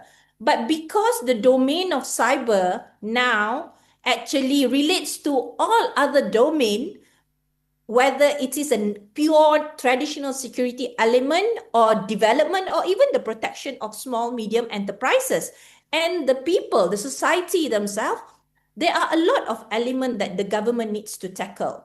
Whether cybersecurity or data protection and privacy is a technical support issue, which I never believe it 100%. It cannot stand on its own. It needs the governance part. If it's a national security issue, there are elements that come in place as a government. And of course, the government of Malaysia, I think similar to my colleague in Sri Lanka, we are the members of the United Nations, where we also discuss the issues of cybersecurity as an issue of international peace and security, because we know that cyber has become another tools to be weaponized in terms of advancing the elements of national security to some extent. But below that, any cybersecurity professional will know that the elements of established framework that we have implement, which this is part and parcel of the framework, NIST framework, very familiar. We have identified, protect, detect, respond, and recover. It starts with risk assessment, but one of the revision that was made in the NIST framework is it aligns as a fundamental things to encapsulate it to become a govern, meaning that regardless how good an organization or an entity trying to protect the privacy and cybersecurity in their environment to secure it, if you do not have the right governance, the right processes, it would not be a whole of organization or a whole of nation in this regards implementation base. So again, at national level, regardless, it is the protection of privacy, data protection, where you want to ensure the protections of the citizen to some extent, but at the same time, the protection of cybersecurity, there are similar security controls that need to be in place. Why at national level, we really need to look into that as two parts of coins that complement each other, because in any cybersecurity incidences, there will be element of data, personal data there, or data at large. And at the same time, at national level, you want to reduce the dwell time of any cybersecurity incidences that happen. The shorter the dwell time, the lower the impact, the negative impact. The longer the dwell time, there will be a lot of impact that we need to articulate, especially at national level. So, and coming back to the element of connectivity between cybersecurity and privacy or data protection. And one of the panelists earlier mentioned about, at the end of the day, we want to protect our information, which is data. And we know that the definition of cybersecurity itself is the approaches that we take to protect the integrity, availability, and confidentiality of the information or data. To some extent, this is where the security by design, privacy by design, and we know that if we put cybersecurity or privacy as a differentiator of digital transformation, differentiator of innovation, that is where the key of us embedding security by design by the earliest stage. And this is where the element of governance is very important. It needs to be embedded. It needs to be put as part and parcel of the leadership decision, in terms of leadership must own the risk. If the ownership of the risk is something that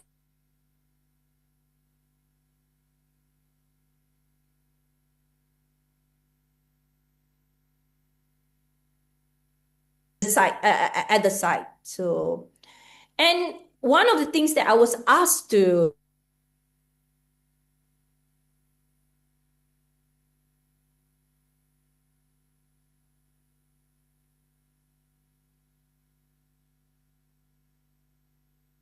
already touched earlier. One is what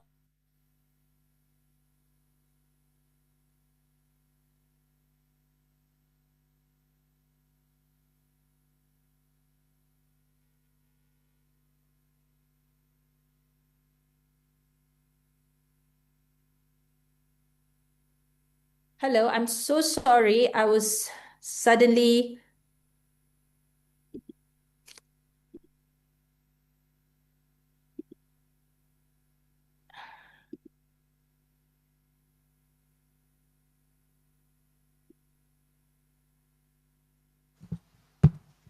Hello, you're back now.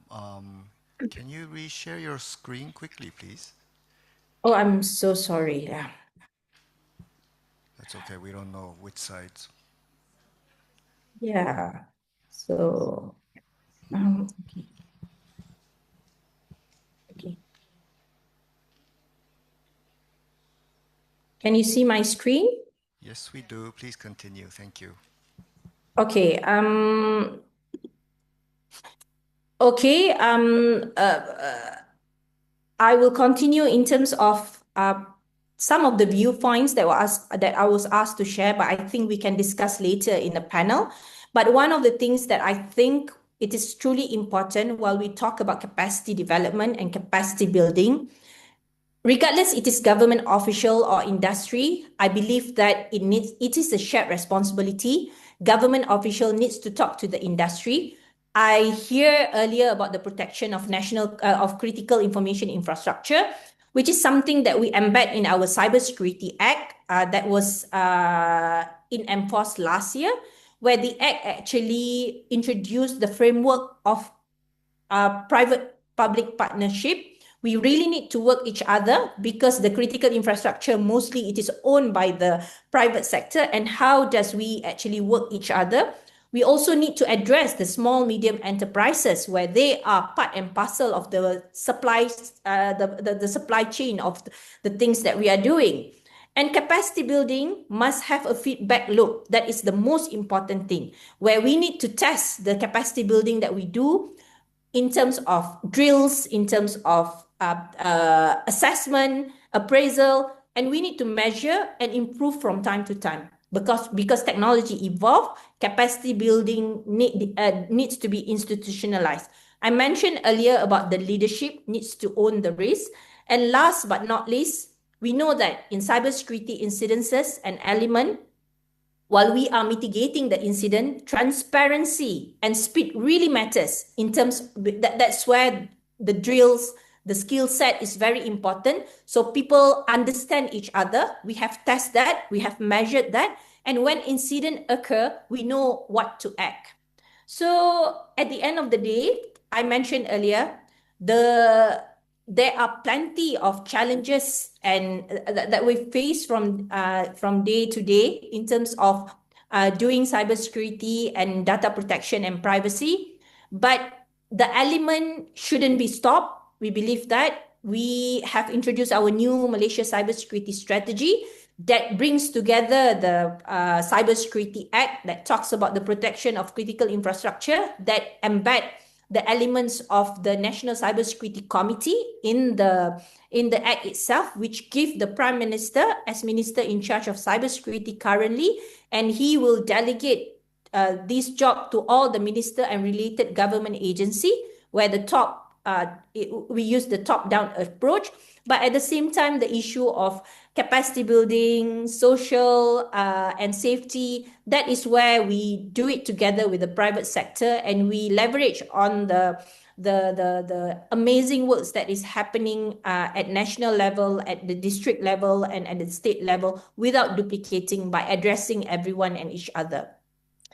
At the same time, in our Data Protection Act, we have amended the Act to ensure that to include the responsibility of data processor, to include the compulsory for data breach notification, so that it will complement the request that we made in terms of the Cybersecurity Act. The Personal Data Protection Act also have a compulsory data breach notification now. And we also make it compulsory for the organization that are data controller to appoint their data protection officer. And we also address the right of data portability in ensuring that there are elements of, we recognize the need for us to transfer the data with each other with the right security principle that is put in place.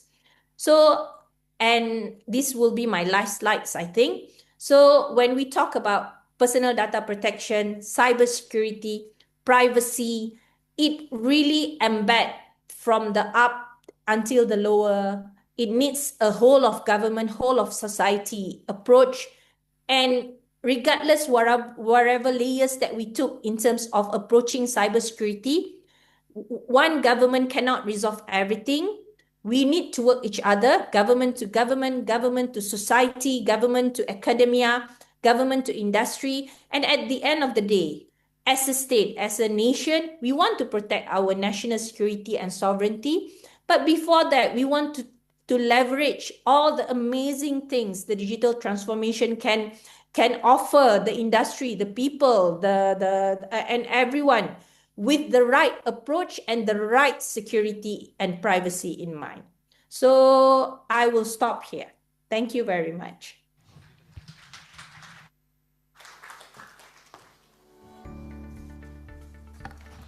Thank you very much to our keynote speaker, who will remain online for the panel discussion that will ensue now. This discussion will focus on the need for a security-first and privacy-respecting culture from schools to workplaces, including government, also the challenges, opportunities, and priorities. I'd like to invite our moderator first on stage, Mr. Antonio Zabalos, Director, ADB. And I will introduce the panelists as well. As mentioned, our keynote speaker remains with us online, Ms. Sharifa Rashida binti Syed Othman, who is the Commissioner of Personal Data Protection, Department of Personal Data Protection of the Ministry of Digital, Malaysia. Mr. Rajiva Bandaranayake, could we have you on stage? He's the Chairman of the Data Protection Agency, DPA. Ms. Avanti Kolambage, Country Manager for Visa. And Professor Rohan Samarajiva, Founder Learn Asia and Chair of Sarvodaya. Antonio, over to you. Thank you so much. Welcome to this panel that, don't be afraid, I'm a good person, I swear. Let me just start by asking a question to all the audience. How many of you have more than 3 devices connected at home to Wi-Fi in the room? How many of you has more than 5 devices connected at home? It's reducing. How many of you has more than 10 devices? So at the end of the day, you know, countries like Singapore, Japan, or South Korea, they do have more than 15, 20 devices per household connected. So, and this is what it is about at the end of the day. You know, when we are talking about cybersecurity, it's pretty much related to this. You know, it's related to what is exactly what we are doing with the different services and how we eventually are doing. So I like to say that when we are talking about data protection and cybersecurity, the same way as we do have specific rules when we are driving a car, is going to be very important, something that Rashida was mentioning before about having the, let's say, the understanding and the awareness that when we are navigating across the website, you know, this is important aspect to keep in mind. But just as a way to introduce the panel, you know, let me just tell you some specific figures that really shocks me. The annual and the global cost associated to cybersecurity worldwide is around $10.5 trillion. So we are talking about 9% of the total GDP around the world. So if we were just doing a rough estimate, and we consider just between 0.5 or 1% of the total GDP of Sri Lanka, we will be talking around $450 million to $1 billion a year related to cyber attacks and ransomware. So my first question to all of us is, what we have ahead, it is more about a development issue, or it is more a technical issue? Because, you know, we are here talking about, you know, people that do have a lot of devices connected at home for many things. We are listening all over talking about artificial intelligence, but at the end of the day, the more connected we are, the more at risk we are. So, and our countries, at the end of the day, the more we want them to be developed, thanks to digital transformation, you know, the more we need to get prepared. So my first question is, what we have ahead of us is a challenge more related to development or more related to technical aspects? I would like this to be more a conversation. So who wants to go ahead? Do you have a microphone? Okay, so let me speak from a more data protection perspective here. If you look at the responsibility of the governments in general, I think it's about embedding a culture of data privacy, cybersecurity across society in general. So it goes beyond just regulation, for example. So I think you need to really, it's about the policymakers taking leadership, ownership, and building it in integrating it in. So quite apart from pure technology, as we heard from the other speakers, I think the development angle is something that we need to seriously think about. So if you talk about data protection in Sri Lanka, if you see, we really don't have a culture of data privacy and data protection, and the awareness levels are very low. And we're just setting up the legislation for data protection as well.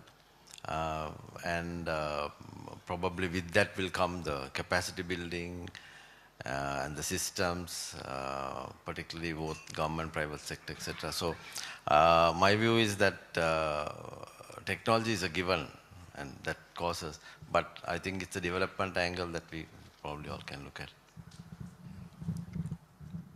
Sorry, you want to go? No.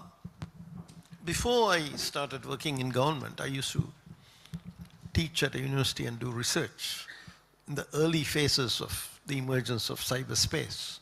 I think the key part is people must use these affordances, these capabilities. And what are the conditions by which they use them? If you take Hans's targets, the big numbers, 5 times this and 3 times that, that means that we do a lot more with digital technologies. Now, what is it that takes a human being who's used to doing things in the old ways to do things using technology, right? Using digital. Usually it's levels of trust and comfort, a sense of safety. So that's what I think this entire conversation is about, that your personal data will not be taken out of your control, that it will not be used to create a different persona and to create some kind of horrible outcomes for you. Your identity will not be stolen. Harm will not be done to your bank account or your assets or your family. So that is what people want. Now, if we can't give that, I think your development objectives are going to be shot. So definitely development. So it's about development, it's about data, it's about regulation, but you know, I'm still a little bit confused because, and I'm very glad about the composition of the panel because we have two representatives from government, Malaysia and Sri Lanka, very much focused on data protection.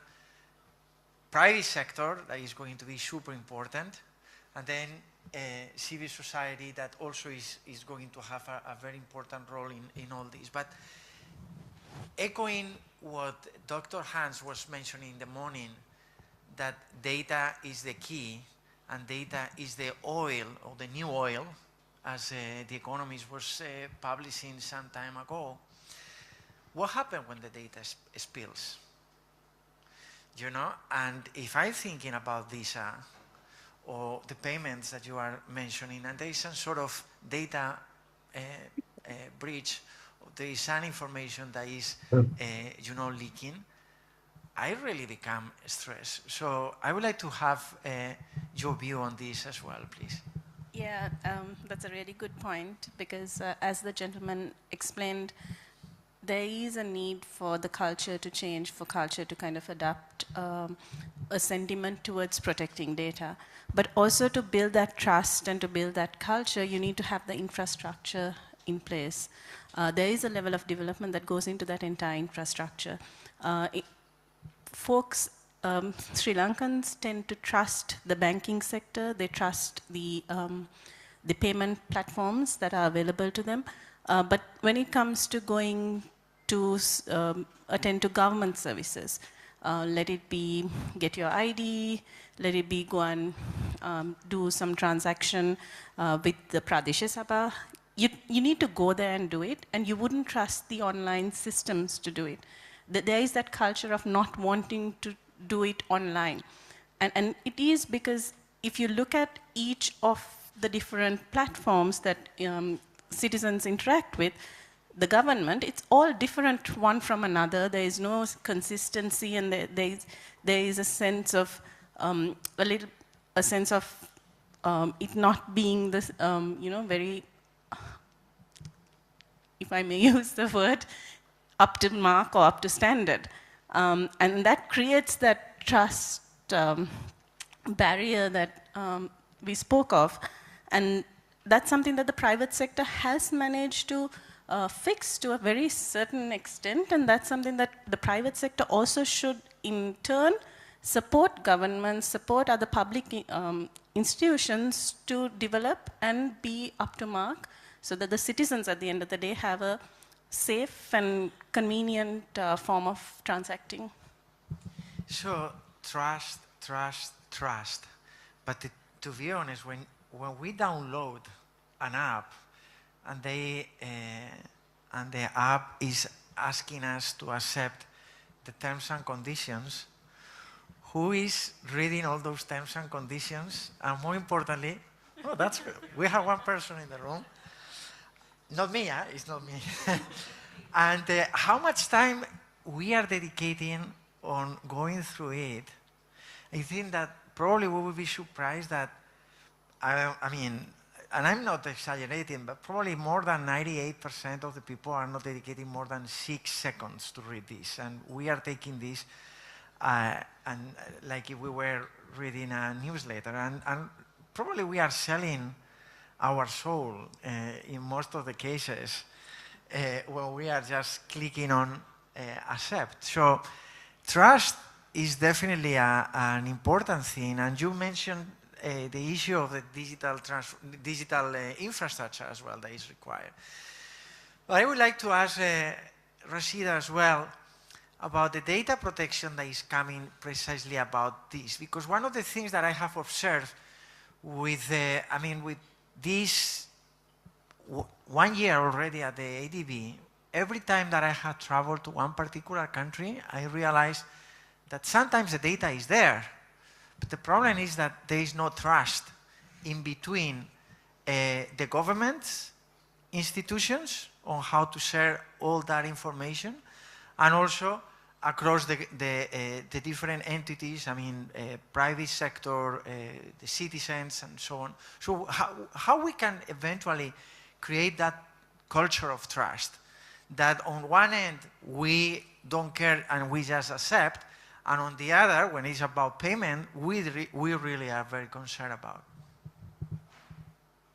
That's a very, very big questions, and it's very actually difficult to answer to some extent. But one thing that I've learned in my journey, that working with the government as well as doing cybersecurity and data protection all this while, is I believe most of cybersecurity practitioner is same like me, where one thing that we really need to believe in is we can never stop trying and have the most optimistic mind in making sure that we keep on moving.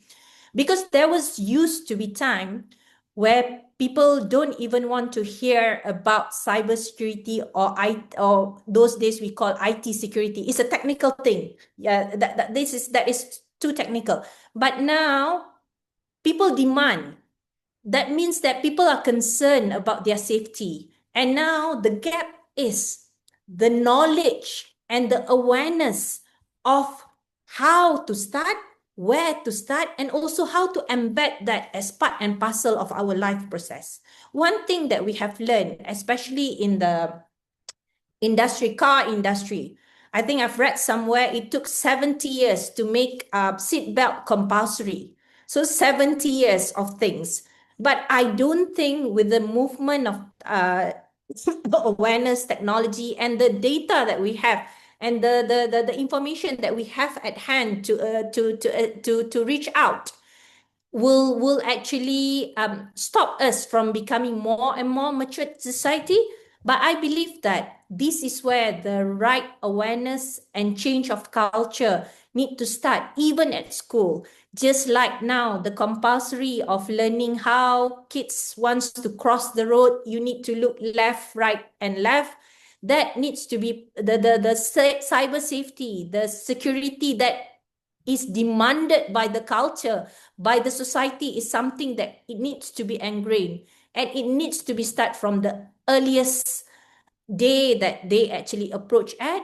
But at the same time, at the national level, the openness of the government, civil servant, the ministry, saying that, look, how are we going to put up the right cybersecurity strategy at national level? This is something that is not clear at the government level. We need to bring in industry to actually work together, make it an open conversation. And I think that is the key for us to ensure, and for us to demonstrate that instead of just by talking, do tabletop exercise, do cyber cooperation between private and government's program where you reach out to the public. Sometimes it will take a change of culture in the government ourselves in terms of embedding the mindset of security, where you need to demand, because we know that at the same time we do not want to stop the innovation.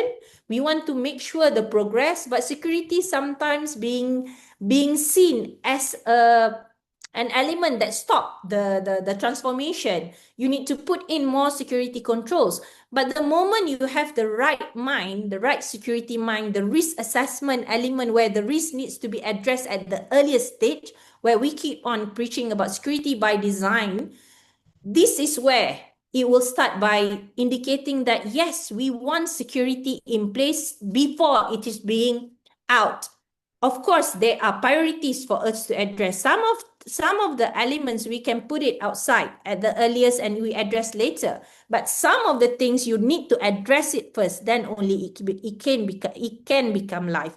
So this goes back to the culture itself. So you mentioned earlier, I mean, regarding how many of people own more than 3 devices, how many of people just accept the term and condition. I believe if we do a continuous, those people who know more, keep on advocating this particular matter, one day there will be more and more people in future, in the next generation, to demand more. And it's where the culture will be ingrained. It will take years, definitely, because culture is not a one-day thing to change, but continuous and persistent needs to be in place so that it will be continuously being carrying out for the time that we indicated. Thank you. Thank you so much. I'm sorry for interrupting, because I believe that you have raised at least 3 very important points that I would like to get the view of the rest of the panelists. First, I think that you just respond to my first question. I think that this is more about development rather than just technical things. Second, this is a matter of how we make sure that there is a coordination between the public and the private sector, as well as the academia, so that we make sure that eventually this become part of our DNA, so that whenever that I am checking a website or I am providing particular information, or as Cleo was mentioning in the morning, we are receiving a phishing or a phishing email, I know that I shouldn't click on that particular button. And third, you mentioned about the innovation that is very much related to AI. So, in the case of Sri Lanka, I was just doing some quick research in preparation of the panel, and just in the last, I mean, in this year, in 10 months, we had around 9,500 incidents in the country. So, what is your view in terms of the data protection, but also in terms of how we create the economic understanding across the population to make sure that this development issue is overcome and we establish this sort of relationship with the private sector to mitigate it? Well, if you have too many data breaches, ransomware attacks, etc., trust will erode. We had government officials, the law-abiding, rule-abiding government officials who used the government email system lose 3 months of emails last year. Right now, as we speak, there's parts of government that are not working. The first one was a ransomware attack. The current one is just, I think, a delay in procurement or something like that. Just government inefficiency, right? When these things happen, people will stop trusting. People will stop using. So that is where the government really has to come in. That's where regulation comes in. It's to give that sense to the users, both in the private sector, that is the individuals as well as the companies, what the basic rules, what the standards, what the expectations are, and then also to government people. Because I've been in the business of trying to persuade government to use more digital. And one reason they don't is, this thing might fail, this might not work, right? So they want to keep, I mean, they think, for example, that security is keeping a server inside a room in your building. They don't understand that that is an extraordinarily insecure way of managing your data. But they believe it because it's like very old-fashioned. If I keep a file in my drawer versus keep data in my server, I can understand both those things. So I think these are things where we really need government and regulation to play a role as well. Yeah, I quite agree with Professor Samarajiva. Actually, 3 elements to it. One is the privacy by design that we spoke about, the technology part of it, and organizations such as hers probably do a lot in trying to secure, to offer a very secure environment for their users, both from a technology and cyber perspective. Then you get the regulation, and that's where the trust comes in. For example, the Data Protection Act of Sri Lanka and some of the other acts the Malaysian counterparts spoke about. So the regulatory part is also becoming critical there, and the enforcement of it, so that you build in the proper regulatory and governance structure into building trust among citizens who use this data. Third element is again what was alluded to by our counterparts in Malaysia, the awareness aspect of it. I think the level of awareness among citizens, among state sector and private sector organizations is relatively low. So I think building awareness among the community, among citizens becomes as important. And there again, you start at maybe school level and build up so that people are more aware of their rights, and ultimately all the combination of that will result in better trust in the entire system, so that, as somebody said, both public-private sector collaboration will really be a catalyst in moving this forward. No, I completely agree with the previous comments. But I also like to just talk about a little spin to all of this, about culture, about getting people and corporates to think about security and data protection. Previous panel spoke about helmets.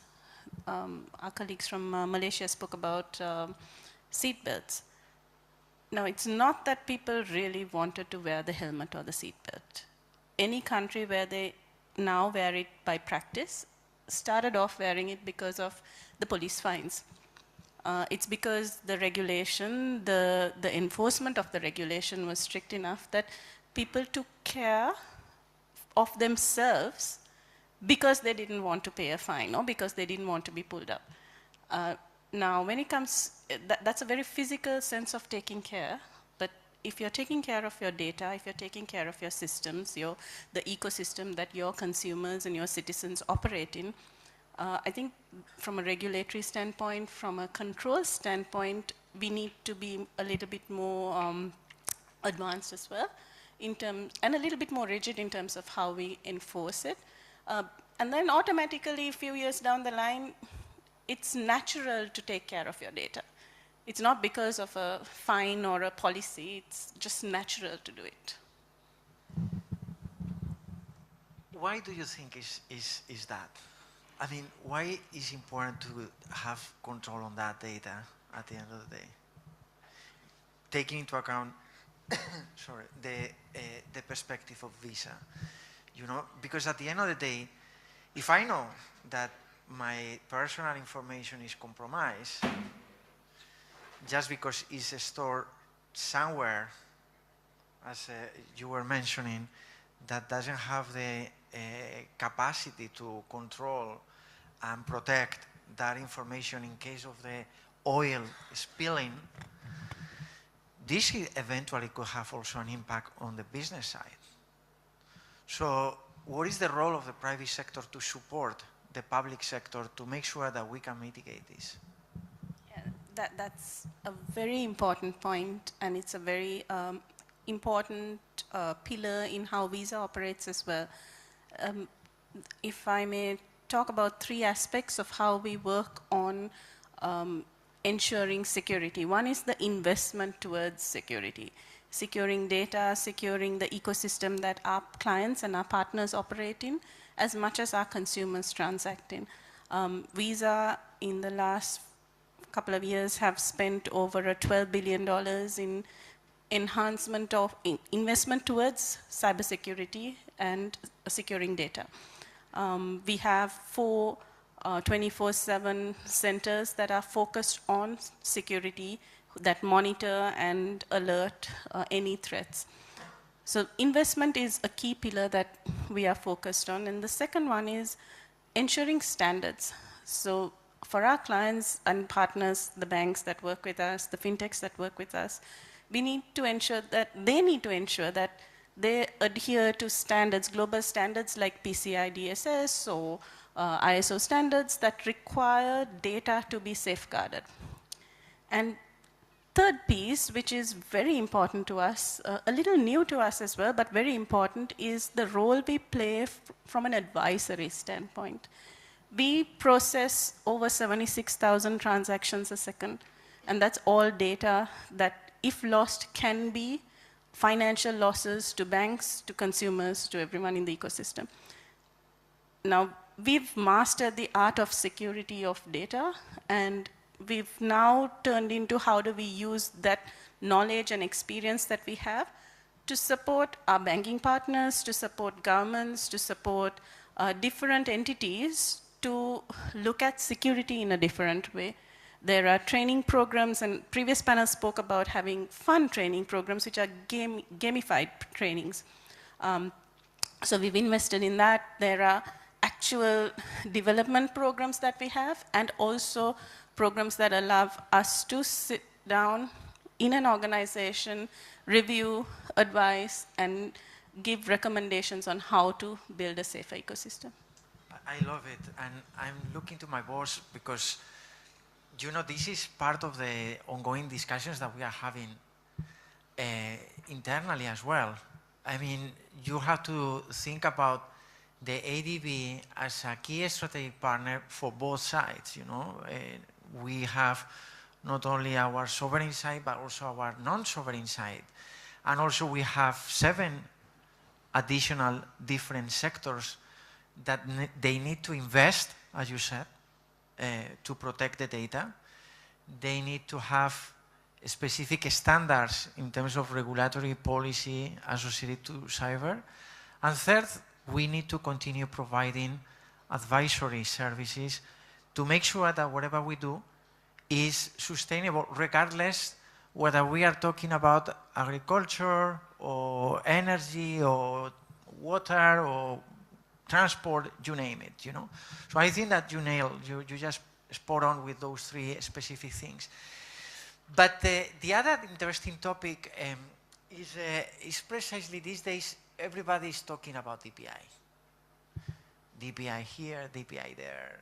I mean, actually, DPI and AI are like 2 buzzwords that everybody is using, you know.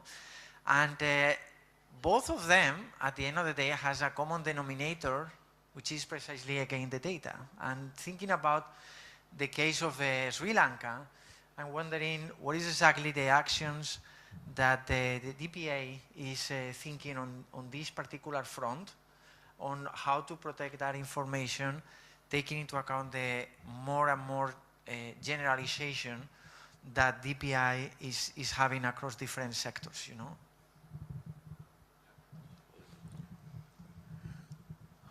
Well, when, you know, the whole DPI concept was is being pushed by the government of India, and people are looking at Aadhaar sort of as the exemplar of DPI. What is interesting is that when Aadhaar was rolled out very rapidly by Nandan Nilekani and his team, India didn't have a data protection law. So that was seen as a great vulnerability, because people didn't have enough trust in it. Now the question is that India now has a data protection authority or act, which like ours has been enacted but not implemented. But people seem to be working with the Aadhaar and with the Aadhaar enabled systems perfectly all right, right? That's because they actually strengthened the design elements, so that, for example, there were some early problems where some government agencies had downloaded entire chunks of personal data. Now they don't do that. They have tokenized it. So design-wise, the thing has been developed in a way that you might even say that the regulatory stuff, when it comes, will be sort of the icing on the cake. Most of it will be looked after. Now, our problem is that, not our problem, our advantage is that the teething problems experienced by DPI have been experienced by somebody else. They've made the mistakes. They've paid the price. Everybody knows. My son used to be my technology advisor, and he says, Tata, don't ever buy anything on the first iteration. Wait, right? Because there'll be some glitches in this thing, yeah? So let somebody else do that, and then you come in a little later, right? Particularly you, not very tech-savvy guy, you come in a little later, right? So we have that advantage of getting sort of proven systems. And that is where I think a lot of Sri Lankans have got to understand that advantage. They just don't get it. They have this fixation with, oh, why can't we develop it with our companies? You know, there's a wheel, there's something called the wheel somewhere. Why don't we reinvent it? No, don't reinvent the wheel. Take somebody else's wheel and do something interesting with it. Because they've had all the accidents and all the failures.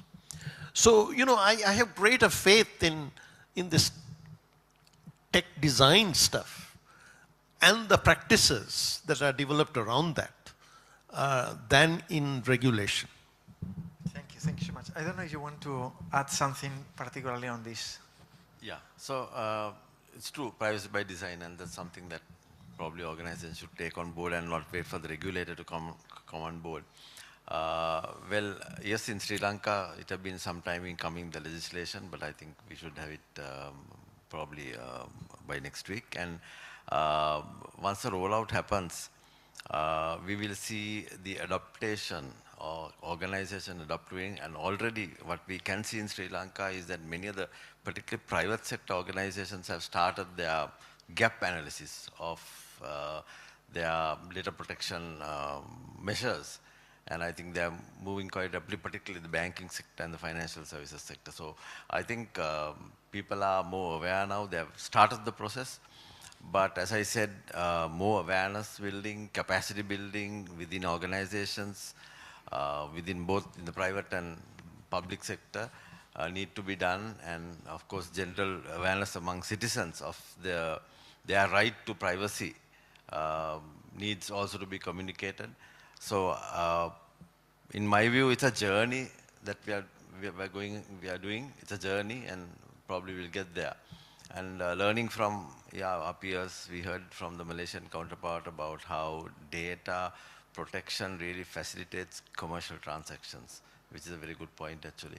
And that's probably the sense of it. So people tend to treat these data protection laws as a headache, and it's a burden. No, it's to facilitate really business, and I think citizens will ultimately come to realize that all this, the regulations that are coming in will ultimately be for their own good and for their protection, so that they can transact in a safe and secure manner, and you will have trust in the transactions that you do. But at the end of the day, going back to the to the initial of the conversation, is pretty much about education. So what is the involvement of the Minister of Education in Sri Lanka to make all this happen, and how you are working together? Yeah, I think this again is a private-public partnership.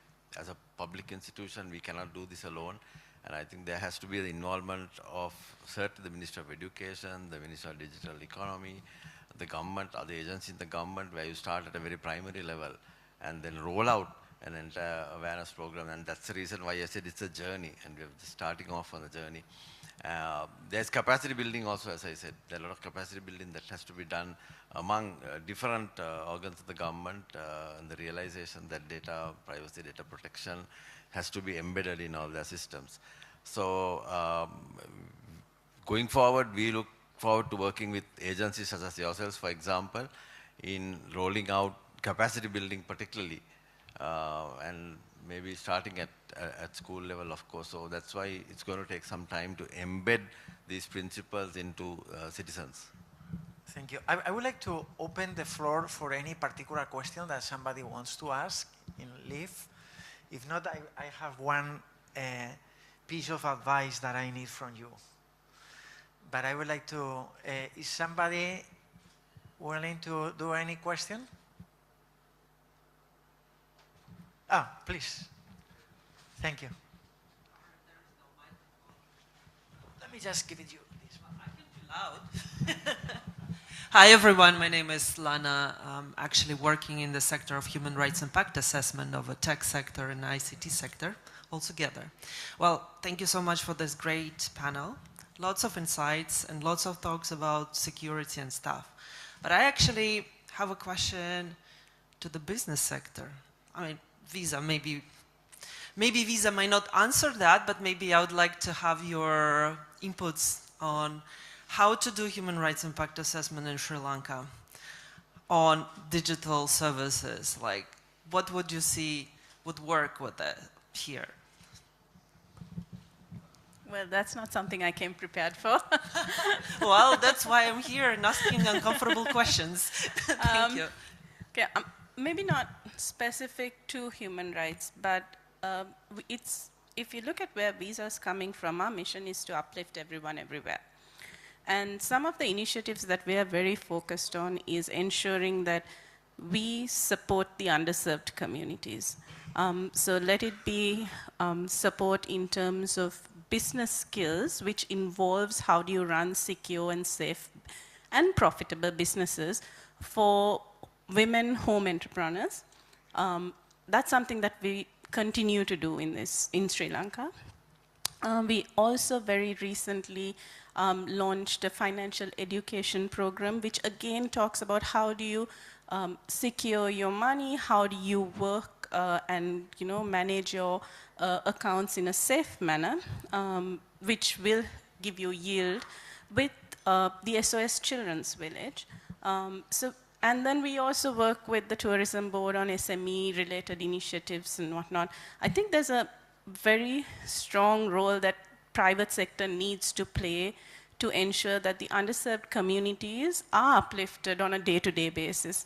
Our business is in payments, and so we have a lot of knowledge and experience in how do we serve these communities to pretty much uplift themselves from a financial standpoint. And that's something that we have tasked ourselves with, and we continue to do on an ongoing basis. I'm very happy about that question. Thank you so much, Lana, because sometimes we are thinking about human rights like not in the context of digital, but back in 2017, when United Nations were precisely working with other MDVs in terms of the SDGs, the Sustainable Development Goals, we all came up with a definition that access to internet and broadband services was a human right.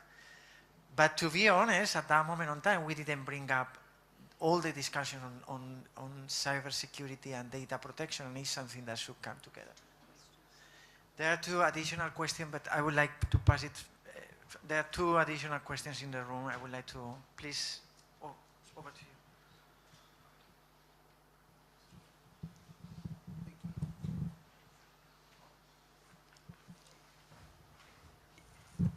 I have one question. I would like to put this question to Professor someone else. This trust has been defined in different ways. There's no single definition for the trust. If you go through the professional materials, it has been defined very complex manner. There's a latest publication by World Economic Forums and ISACA USA. They have defined differently. But ultimately trust work into a confidence. In the academic material, trust is basically there are two perspectives. One is mechanical trust and the societal trust. So mechanical trust we can basically put in some technology, trusted technology we can use. But the societal trust earning is very difficult because some people believe values. Now again because of that through my researching I understand trust is something you need to earn. Now I would like to, because it does not basically either be putting a policy framework or a law, whatever, people don't want to believe the service given by the government unless people start believing or confidence for them to their personal data and the information that is sharing is protected. Basically, I would like to know thoughts of Samarnai. Samarji? Yeah, I think, again, if you think about, if you think about trust and confidence in institutions, Now, everybody in this room has got computers that are connected to the internet, and you have smartphones that are connected to the internet. How many times do you accept updates for your operating system? Every time I accept that, I keep thinking, wow, isn't this a wonderful way for a hacker to get in, right? I mean, you basically go into the core of your system and you change it, right? I don't think the operating system that was there on my phone when I bought it 5 years ago any part of it is left. It has been updated so many times, right? Now, how was that earned? Because, I mean, you have sociological approaches to trust, you have all kinds of approaches to trust, right? But that is earned. There's even one statement where it says, for example, in some of the work that has been done in this area, they ask why airline pilots wear uniforms and why when they make announcements, they make their announcements in a particular tone of voice. Those are all trust building activities, right? Because you don't know whether this plane is going to take off. You don't know whether the engines have been maintained. You don't know whether this guy is going to suddenly knock you off and land the plane in the South Indian Ocean, right? You don't know any of those things. How are you getting that information? It's through that signaling, that perception management that is going on between large institutions and individuals. Because as individuals, we negotiate trust. We negotiate trust on a day-to-day basis all the time. So, looking into somebody's eyes and things of that nature. But when it comes to institutions, they got to do extra work. And in many cases, when I was teaching this subject, I used to use the example of the credit card, which is, I said, look at the credit cards. I mean, we're talking 30 years ago credit cards, right? Look at that magnetic strip. Look at the embossed lettering, etc., etc., etc., right? All those features, the holographic image, some of those may no longer be used. But they're supposed to give you a sense that the credit card or the bank issuing company or the bank is looking after you, right? And my favorite example was on this trust building by companies is, I'm not the kind of guy who goes out and buys athletic shoes. But one day I was with my kids and I bought some athletic shoes in a mall. Again, this is many years ago. Anomaly alert. Boom, I get a call, right? Visa or whoever had figured out that this was an unusual thing, and there was also the pattern that when credit cards are stolen, that's one of the favorite items, is high-priced athletic shoes. Now, that creates trust for me in the system. Somebody is paying attention, right? Privacy intrusive? Yeah, but somebody's paying attention, right? So, I think you have to at least, I don't want to make this a university discussion, but what we're talking about is systems and people. That's a different kind of trust building, trust maintaining issue than people and people, which is something we are programmed to do. So systems is what we are looking at, and third parties coming in. Identity cards, governments are part of the architecture of maintaining trust. Thank you. Thank you so much. So unfortunately we are run out of time. I know that there was another question on the room. Maybe we can just, unless it's very brief, we can just maybe use the lunch. I don't know if it is very, you want to go straight to it? Yeah, can I ask the question, sir? Sure, please. Right. Thank you very much for your perspective, sir. I'm Colonel Nalin Herath, former military spokesman, and I'm a movie lover. There are 3 movies which really impressed me about this cyber security and personal data protection. That is Tamil movie Rambuture, and day before yesterday I watched Key, Tamil movie, and another Telugu movie Operation Java. I watched all these 3 movies, and the director is questioning one thing, and the director always, that the main actor, the villain always telling that you are being watched, you are not protected. So this is what these 3 directors of the movies trying to emphasize and highlight. And a couple of days ago, we experienced a kind of cyber security collapse in South Korea. technology savvy and sound nation. So my question goes to Professor Samrajiv and Mr. Rajiv. So what kind of lesson we can learn from this thing? Because I saw in Al Jazeera that digital platforms are really questioning about the security of the South Korean digital platforms. Thank you, sir. Thank you. Just very briefly, 20 seconds if possible, please. Yeah, I think we need to develop trust in the systems. No doubt. I mean, threats are ever evolving, and however much you try to keep up, they seem to be catching up into the day. And I think all these measures that we talk about in terms of strengthening cybersecurity, the regulatory frameworks are all towards trying to protect people's data.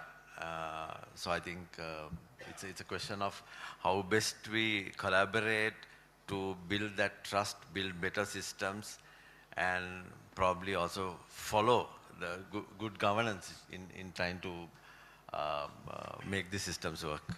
Thank you so much. Unfortunately, we don't have more time, but I'm sure that during the lunch we will have the opportunity of approaching the panelists and continue the discussion. Let me just finish up with just one clear message of my takes away from this particular session. First, we need to invest. I think that is a very important message. Things are not going to be solved by itself. Second, cybersecurity is a cross-cutting thing. This is not just digital. This is a development issue that affects all and every single sector of the economy. Third, we need to create trust, and to create trust, we need to educate the people. We need to create those standards. We need to work together between the public and the private sector. And last, I would like to leave you with, you know, these days I'm reading a novel in the plane that is like some sort of a thriller. And when I was listening, somehow it came to my mind that today, in average, the countries require around 250 days to identify and contain cyber attacks, which is a lot. It's a lot. From the moment in which we identify to the moment in which we somehow contain, it's taking a lot of time. So this is just for you to think about it, you know. This is a different animal, you know. We need to really be very much aware of what are the digital risks and how this is a responsibility of all of us. Thank you very much, and an applause for all the panelists. Some food for thought indeed. Thank you very much to our moderator, Antonio Zabalos, and also our panelists. It's been a fruitful session for sure. We now come to the end of the Serendipity Knowledge Program on this subject. But before that, we're going to put up a QR code on the screen. Would you be able to give your feedback, please, on this session?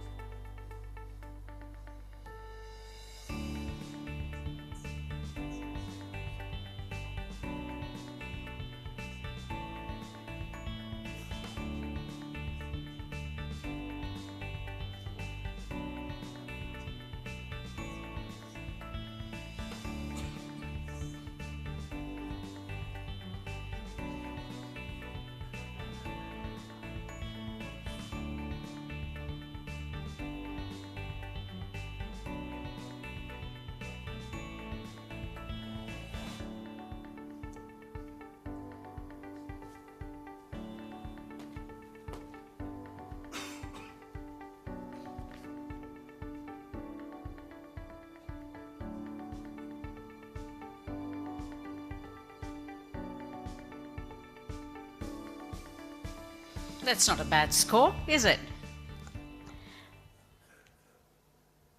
75% fully achieved.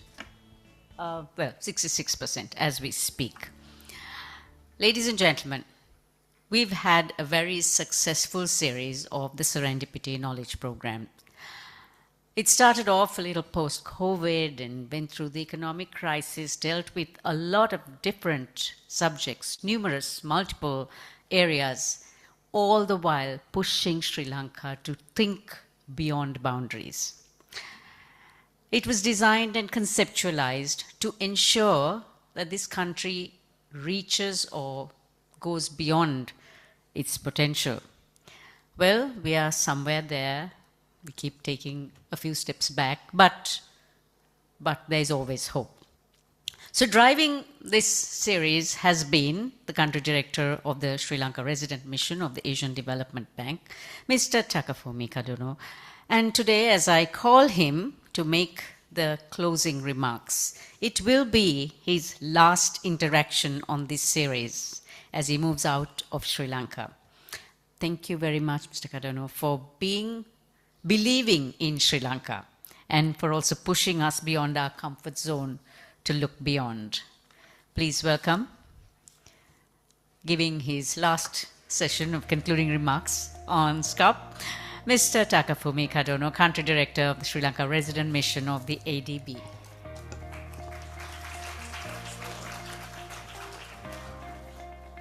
Well, thank you very much, everyone. Thank you for that kind introduction. Yes, yeah, I didn't think I had to talk about this, my departure, but yes, indeed, this is my last knowledge event.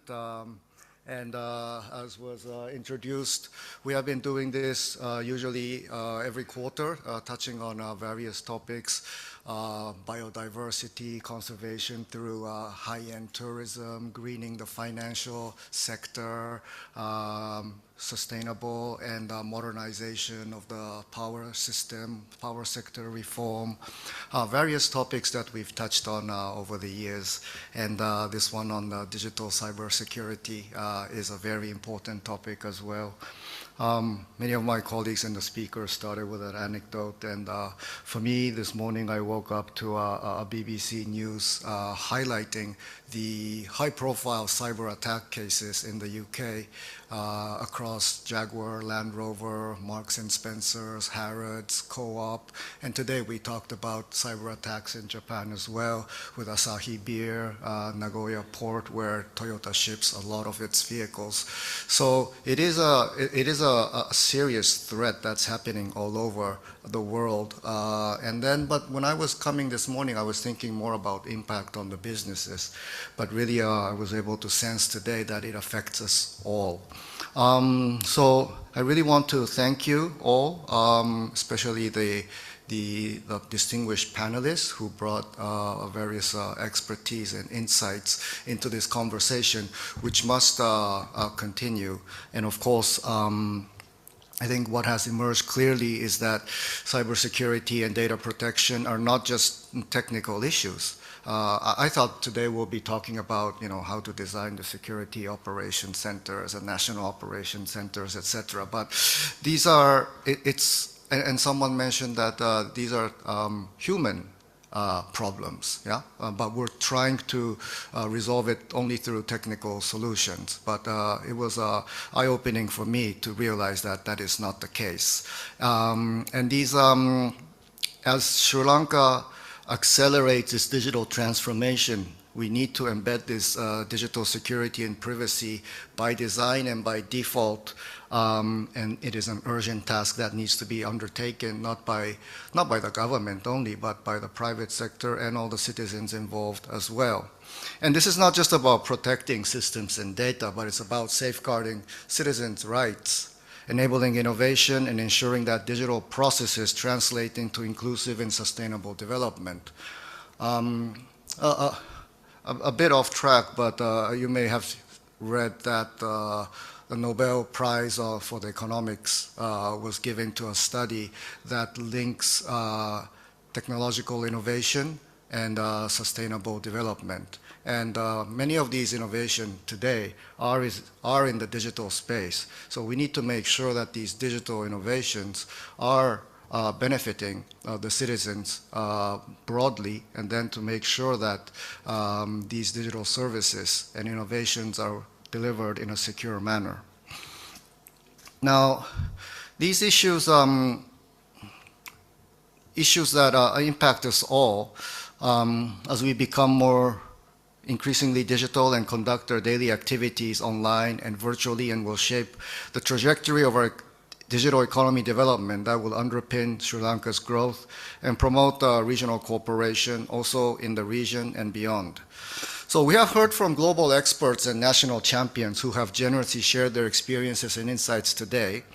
Again, from Japan's comprehensive cybersecurity framework to Malaysia's efforts in fostering a culture of data privacy, and all the experiences from Sri Lanka as well.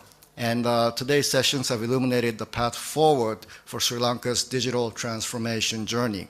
And we have also discussed the importance of cultivating a digital security mindset across all levels of society.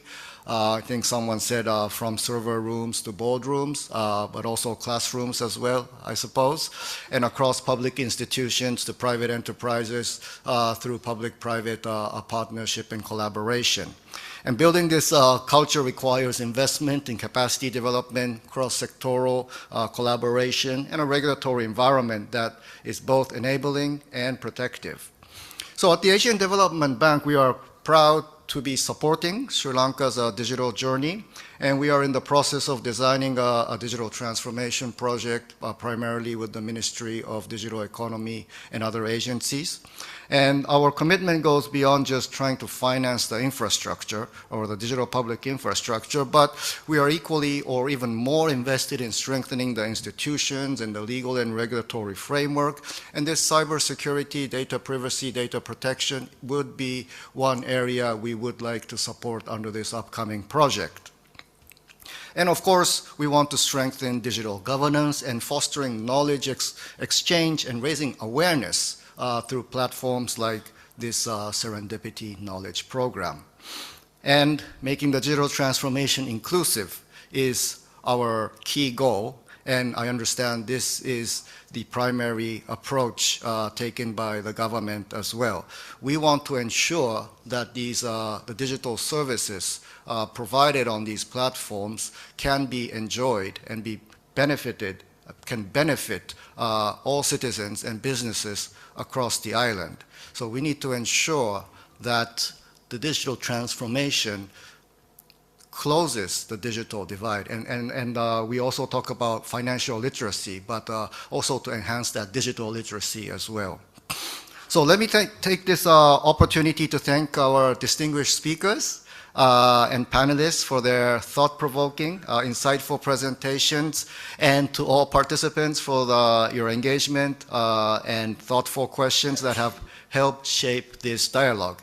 And I would also like to express our sincere gratitude to the government of Sri Lanka, namely the National Planning Department of the Ministry of Finance, who is our partner in organizing these SKOP events. And even after my departure, I hope this program will continue to touch on these hot thematic matters that is of interest of the government and the people of Sri Lanka.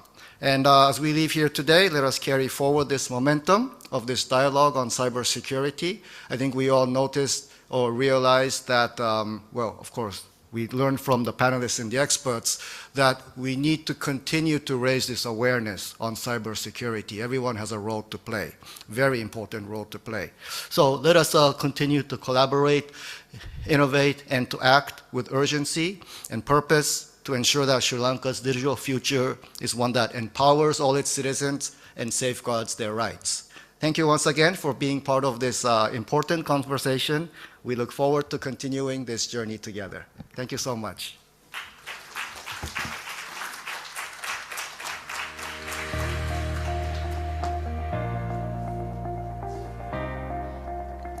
A thought to take back. Cybersecurity is a human issue and something that we need to talk about continuously because It is an evolving issue, something that happens as we speak and needs to be addressed even faster. And for our second round of closing remarks, I would like to invite the Director of the National Planning Department, Ministry of Finance, Planning and Economic Development of the Government of Sri Lanka, Mr. Rohitha Wickramaratne.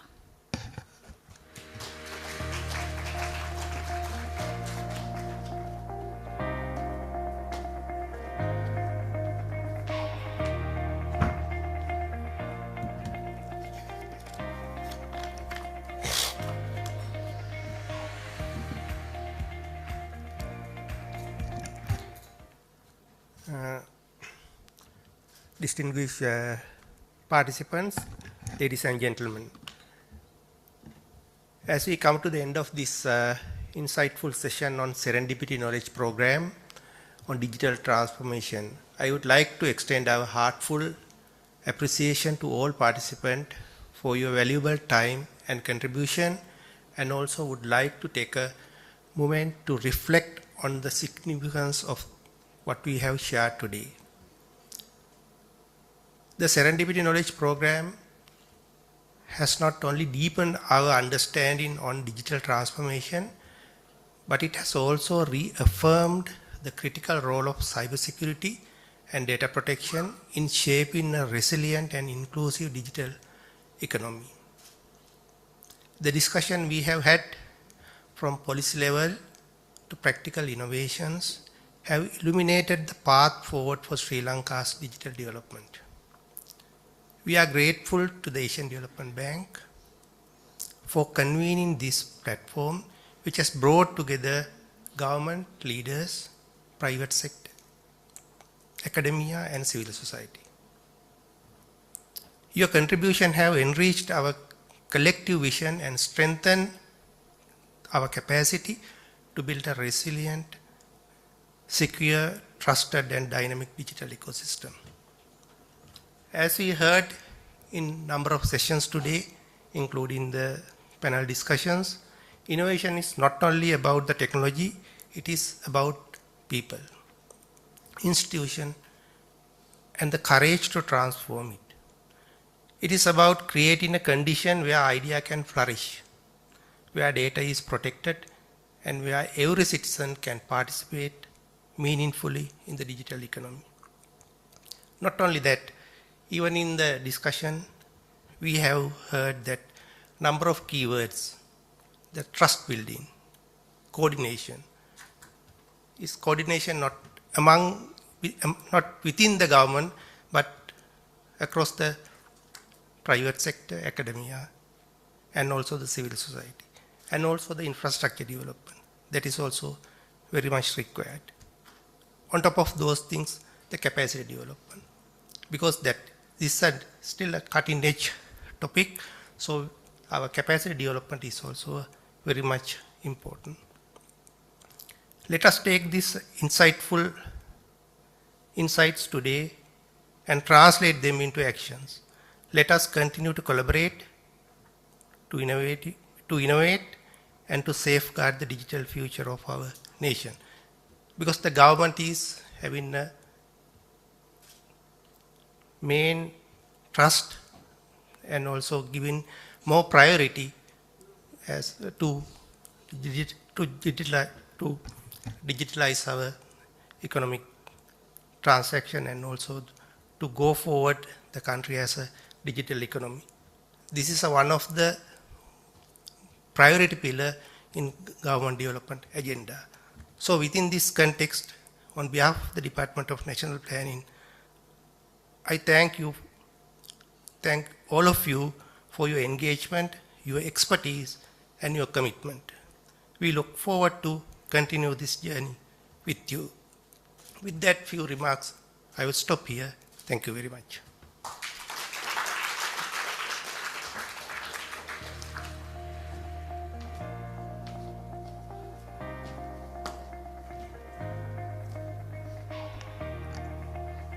So digitalization is about people. It's where every Sri Lankan or every person can participate in the digital economy. Thank you very much to Mr. Rohitha Vikramaratne. Ladies and gentlemen, with that thought in our heads, let's commit to making Sri Lanka's digital future not only bold, but also safe and sustainable. Thank you everyone for being here. We break for lunch, which is served outside, but you can bring your plates and come back in here and enjoy some fellowship.